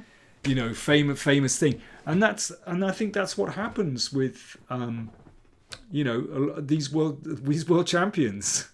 Exactly. You know, why put in the hard work when they've got to the top? Yes. But it shouldn't. But it shouldn't jade the game for the younger generation, because they still have that motivation and capacity for hard work, basically. Yeah. But as we're saying, I guess there always will be a new generation that will want to take over and will be hungry to and show what they are made of. I think the World Cup is going to be really interesting to see how Magnus gets on. Does he still have it? You know, is he still motivated enough? Yeah, and that's an event that I think will be motivating him, because I know classical and Norway chess and like the more how it has been difficult for him to even prepare. He just kind of tries to avoid preparation and go with whatever. Some of my viewers were saying he will be playing h3 and a3 on move 1. Like, maybe, I don't know, maybe, or just go for like sidelines. But it's I think the title itself, the World Cup title, will be motivating him. The problem is with h3 and a3 and whatever, you know, you can get away with that in blitz or rapid even, but not in classical chess. Yes, forget it. Yeah, it's gonna be interesting to see. Will you be covering it on your channel, on your YouTube channel, with recaps? Actually, I'm kind of busy. So, I can imagine. And you also told me that you're traveling. Sorry, I forgot. It's exactly. So normally I would be, because actually I think the World Cup knockout is a great event. Yeah. I really like it, but actually, sadly, I'm not sure I'm going to be able to. That's a problem. I might be able to dip in and out of it. It's hard with so much going on and you also traveling. But yeah, exactly. Regardless of that, everyone should follow Power Play Chess on YouTube. That's Danny's channel. It's been around for a while, and it will be around for many, many more years, because that's one of the staple, most educational, insightful channels in chess that you will ever find. That's very kind. Not Thank throwing you, shade on my friend Gotham Chess, but Danny has been around for a bit longer than Levi. It's a different style. Let's put it like that. But by the way, have you guys ever met in person, Levi and you? No. I think you would get along. Really? Because I'm friends with both of you, so okay. I think that I think you would. Oh, but you're a great uniter. We can hang out. There's like a small group, and I'd be like, yeah, yo, Levi, hey, this is Danny. Is that the way I have to talk? And then you just like form a band, because maybe he also plays some music. I don't know. I think Levi doesn't play instruments. By the way, were you, sorry, switch the subject. Were you following the match between Ju Wenjun and Lei Tingjie? I was reading the articles because that was already when I had to travel to Hungary Oh, for the okay, I family see. problems. So Yeah, yeah. unfortunately, I couldn't focus on it as much as I would Right. normally. No, I mean, How about you? I covered it on the channel, and actually, I mean, I really enjoy these classical matches. Again, it's going. I'm swimming against the great tide, but I like these classical matches, even when some games don't catch fire. Yeah. You have to see it. I always say that each match is like a book, and each Hmm. game is like a chapter in a book. And some Yes. chapters, well, they bring the narrative on, but they're not dramatic. Hmm. But it slowly builds. So And true. So true. so I always enjoy following these classical matches, whether it's the World Championship or which a lot of people find boring, but I really like them. Well, Yeah, I think it's hard for a lot of people to understand what you have just described really well with the book comparison. That it's the whole match, and there's so much tension that you feel it in the air. Like when we were there in London for the match of Magnus Carlsen against Fabiano Caruana, you could feel it in the air, and it didn't matter that they drew all their games because it was there every single second of every single day, even on the day offs. And if these two crossed maybe like the same restaurant, oh my god, like the fire, the pressure, the tension in the air, even if they are just out in an Italian restaurant, they accidentally went to the same restaurant I think once, you could feel it in the air, even yeah, off the board. I was just going to mention that actually because all classical games drawn, but I think one of the reasons why it felt so tense is that venue was pretty cramped. It was pretty claustrophobic, as you recall. True. And Yeah. I think that added to the intensity of it, actually. Did they do it on purpose, or is it just a budget? This is what the budget could get. Could be budget. It was, if you recall, it was pretty last minute, wasn't it? The organisation. Yeah, and central London, so hard to find a venue for an event that was supposed to host hundreds of visitors a day. But I mean, you were commentating with Judith, and The room was really small too. Like, so we were doing the on-site coverage with Judith, but that was also going online, so both online and on-site. But the on-site, I don't know how many seats were there, but not many. Yeah. A lot of people were just standing if they could even fit in the room. Like sometimes you wouldn't be able to even like open the door. That's how small that room was, for the amount of people that actually wanted tickets and bought tickets to see the event. Yeah, and I was hosting the press conferences. Yes. And I recall there was incident in, I think it was in New York, wasn't it, during Magnus's match with Karyakin. Mm-hmm. That before one of those press conferences, Magnus sort of had to wait around, like on stage. Yeah, and he didn't like that. He stormed off because he was waiting, and I think he was fed up. Maybe he'd lost, or I can't remember what. I think that's the game he lost on top of everything. And Karyakin was being interviewed outside, so Magnus was already at the press conference, and he just wanted to go. Yeah, so I was very keen to avoid that kind of scenario. So what I would do is I would go backstage and make sure that we were all together and coming out on stage together, to avoid exactly that kind of scenario. So where they did the interviews, again, it was like corridors, and it was really cramped. They'd sort of put up sort of temporary partitions backstage. Yeah. And so we were kind of hanging around in these really cramped corridors. Shady corners. Yeah. And before we came out, and oh boy. Well, you know what it's like playing a game of chess. The pressure is enormous. And of course, when these players come out from a world championship match, you could kind of cut the atmosphere with a knife, because, they weren't really talking to, I mean, of course, they have normal relations. It's not like they're enemies or something. Like outside event, like they kind of like get along. Exactly. I think they would be two of the players, many of the top players get along. Yeah, but straight after a game with that kind of tension, of course, they're not kind of, hey, slapping each other on the back and, hey, let's go for a bit, So it was, and that's your opponent for the next yeah. 3 weeks. So it's not even just about that one game; it's the whole event. And that other person, once you're thrown in from Magnus's perspective and from Fabiano's perspective, this is what he has worked for his whole life. This is his one shot. Well, hopefully he'll get more shots, but in that moment, that's what it feels like. This is his one chance to make it, to achieve what he has always dreamed of, what he has always worked for. Yeah. So I would come out on stage and with them both, but they were already,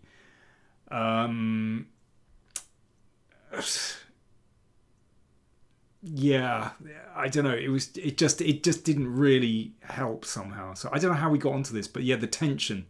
Yeah, it's just because the match tension of the matches. That's what we're talking about. Yeah. So that, I think from the outside, that is really hard to even exactly. That's what I wanted to say. Even when the draws seemed sort of very tame and stuff, but actually we saw what it was really like, and actually they were putting everything into these games. Yes. And for me, that's the real attraction of these matches, actually. Because it's a lot more than a game. Yeah. Or a lot more than 12 games. Yeah. Definitely. Yeah. Well, who knows? Maybe we'll get a chance to commentate again on one of these big matches. Who knows, Anna? Who knows? Only time will tell. Yeah. And what we'll be up to. Maybe I'll be already into renovating furniture by then and making a library. And I'll be playing the double bass. Yeah. Yeah, in the band that we formed, Kevin, you will have Levi also learn something in the background. He could be, if Levi doesn't play any instruments, he could be maybe on that triangle thing, the metal-y, I don't know what's it called. Just to give him a role. That's your job. I'll be on the drums. The cowbell. Yeah, that's for Gotham Chess. Levi, we love you. Best regards. You can be in our band. Excellent stuff. Thank you so much for joining us today. I need to show one more time. Exclamation mark Danny. I know my camera is mirrored on my channel, but not on Danny's. And this is the brand new book by Grandmaster Daniel King. Matching books.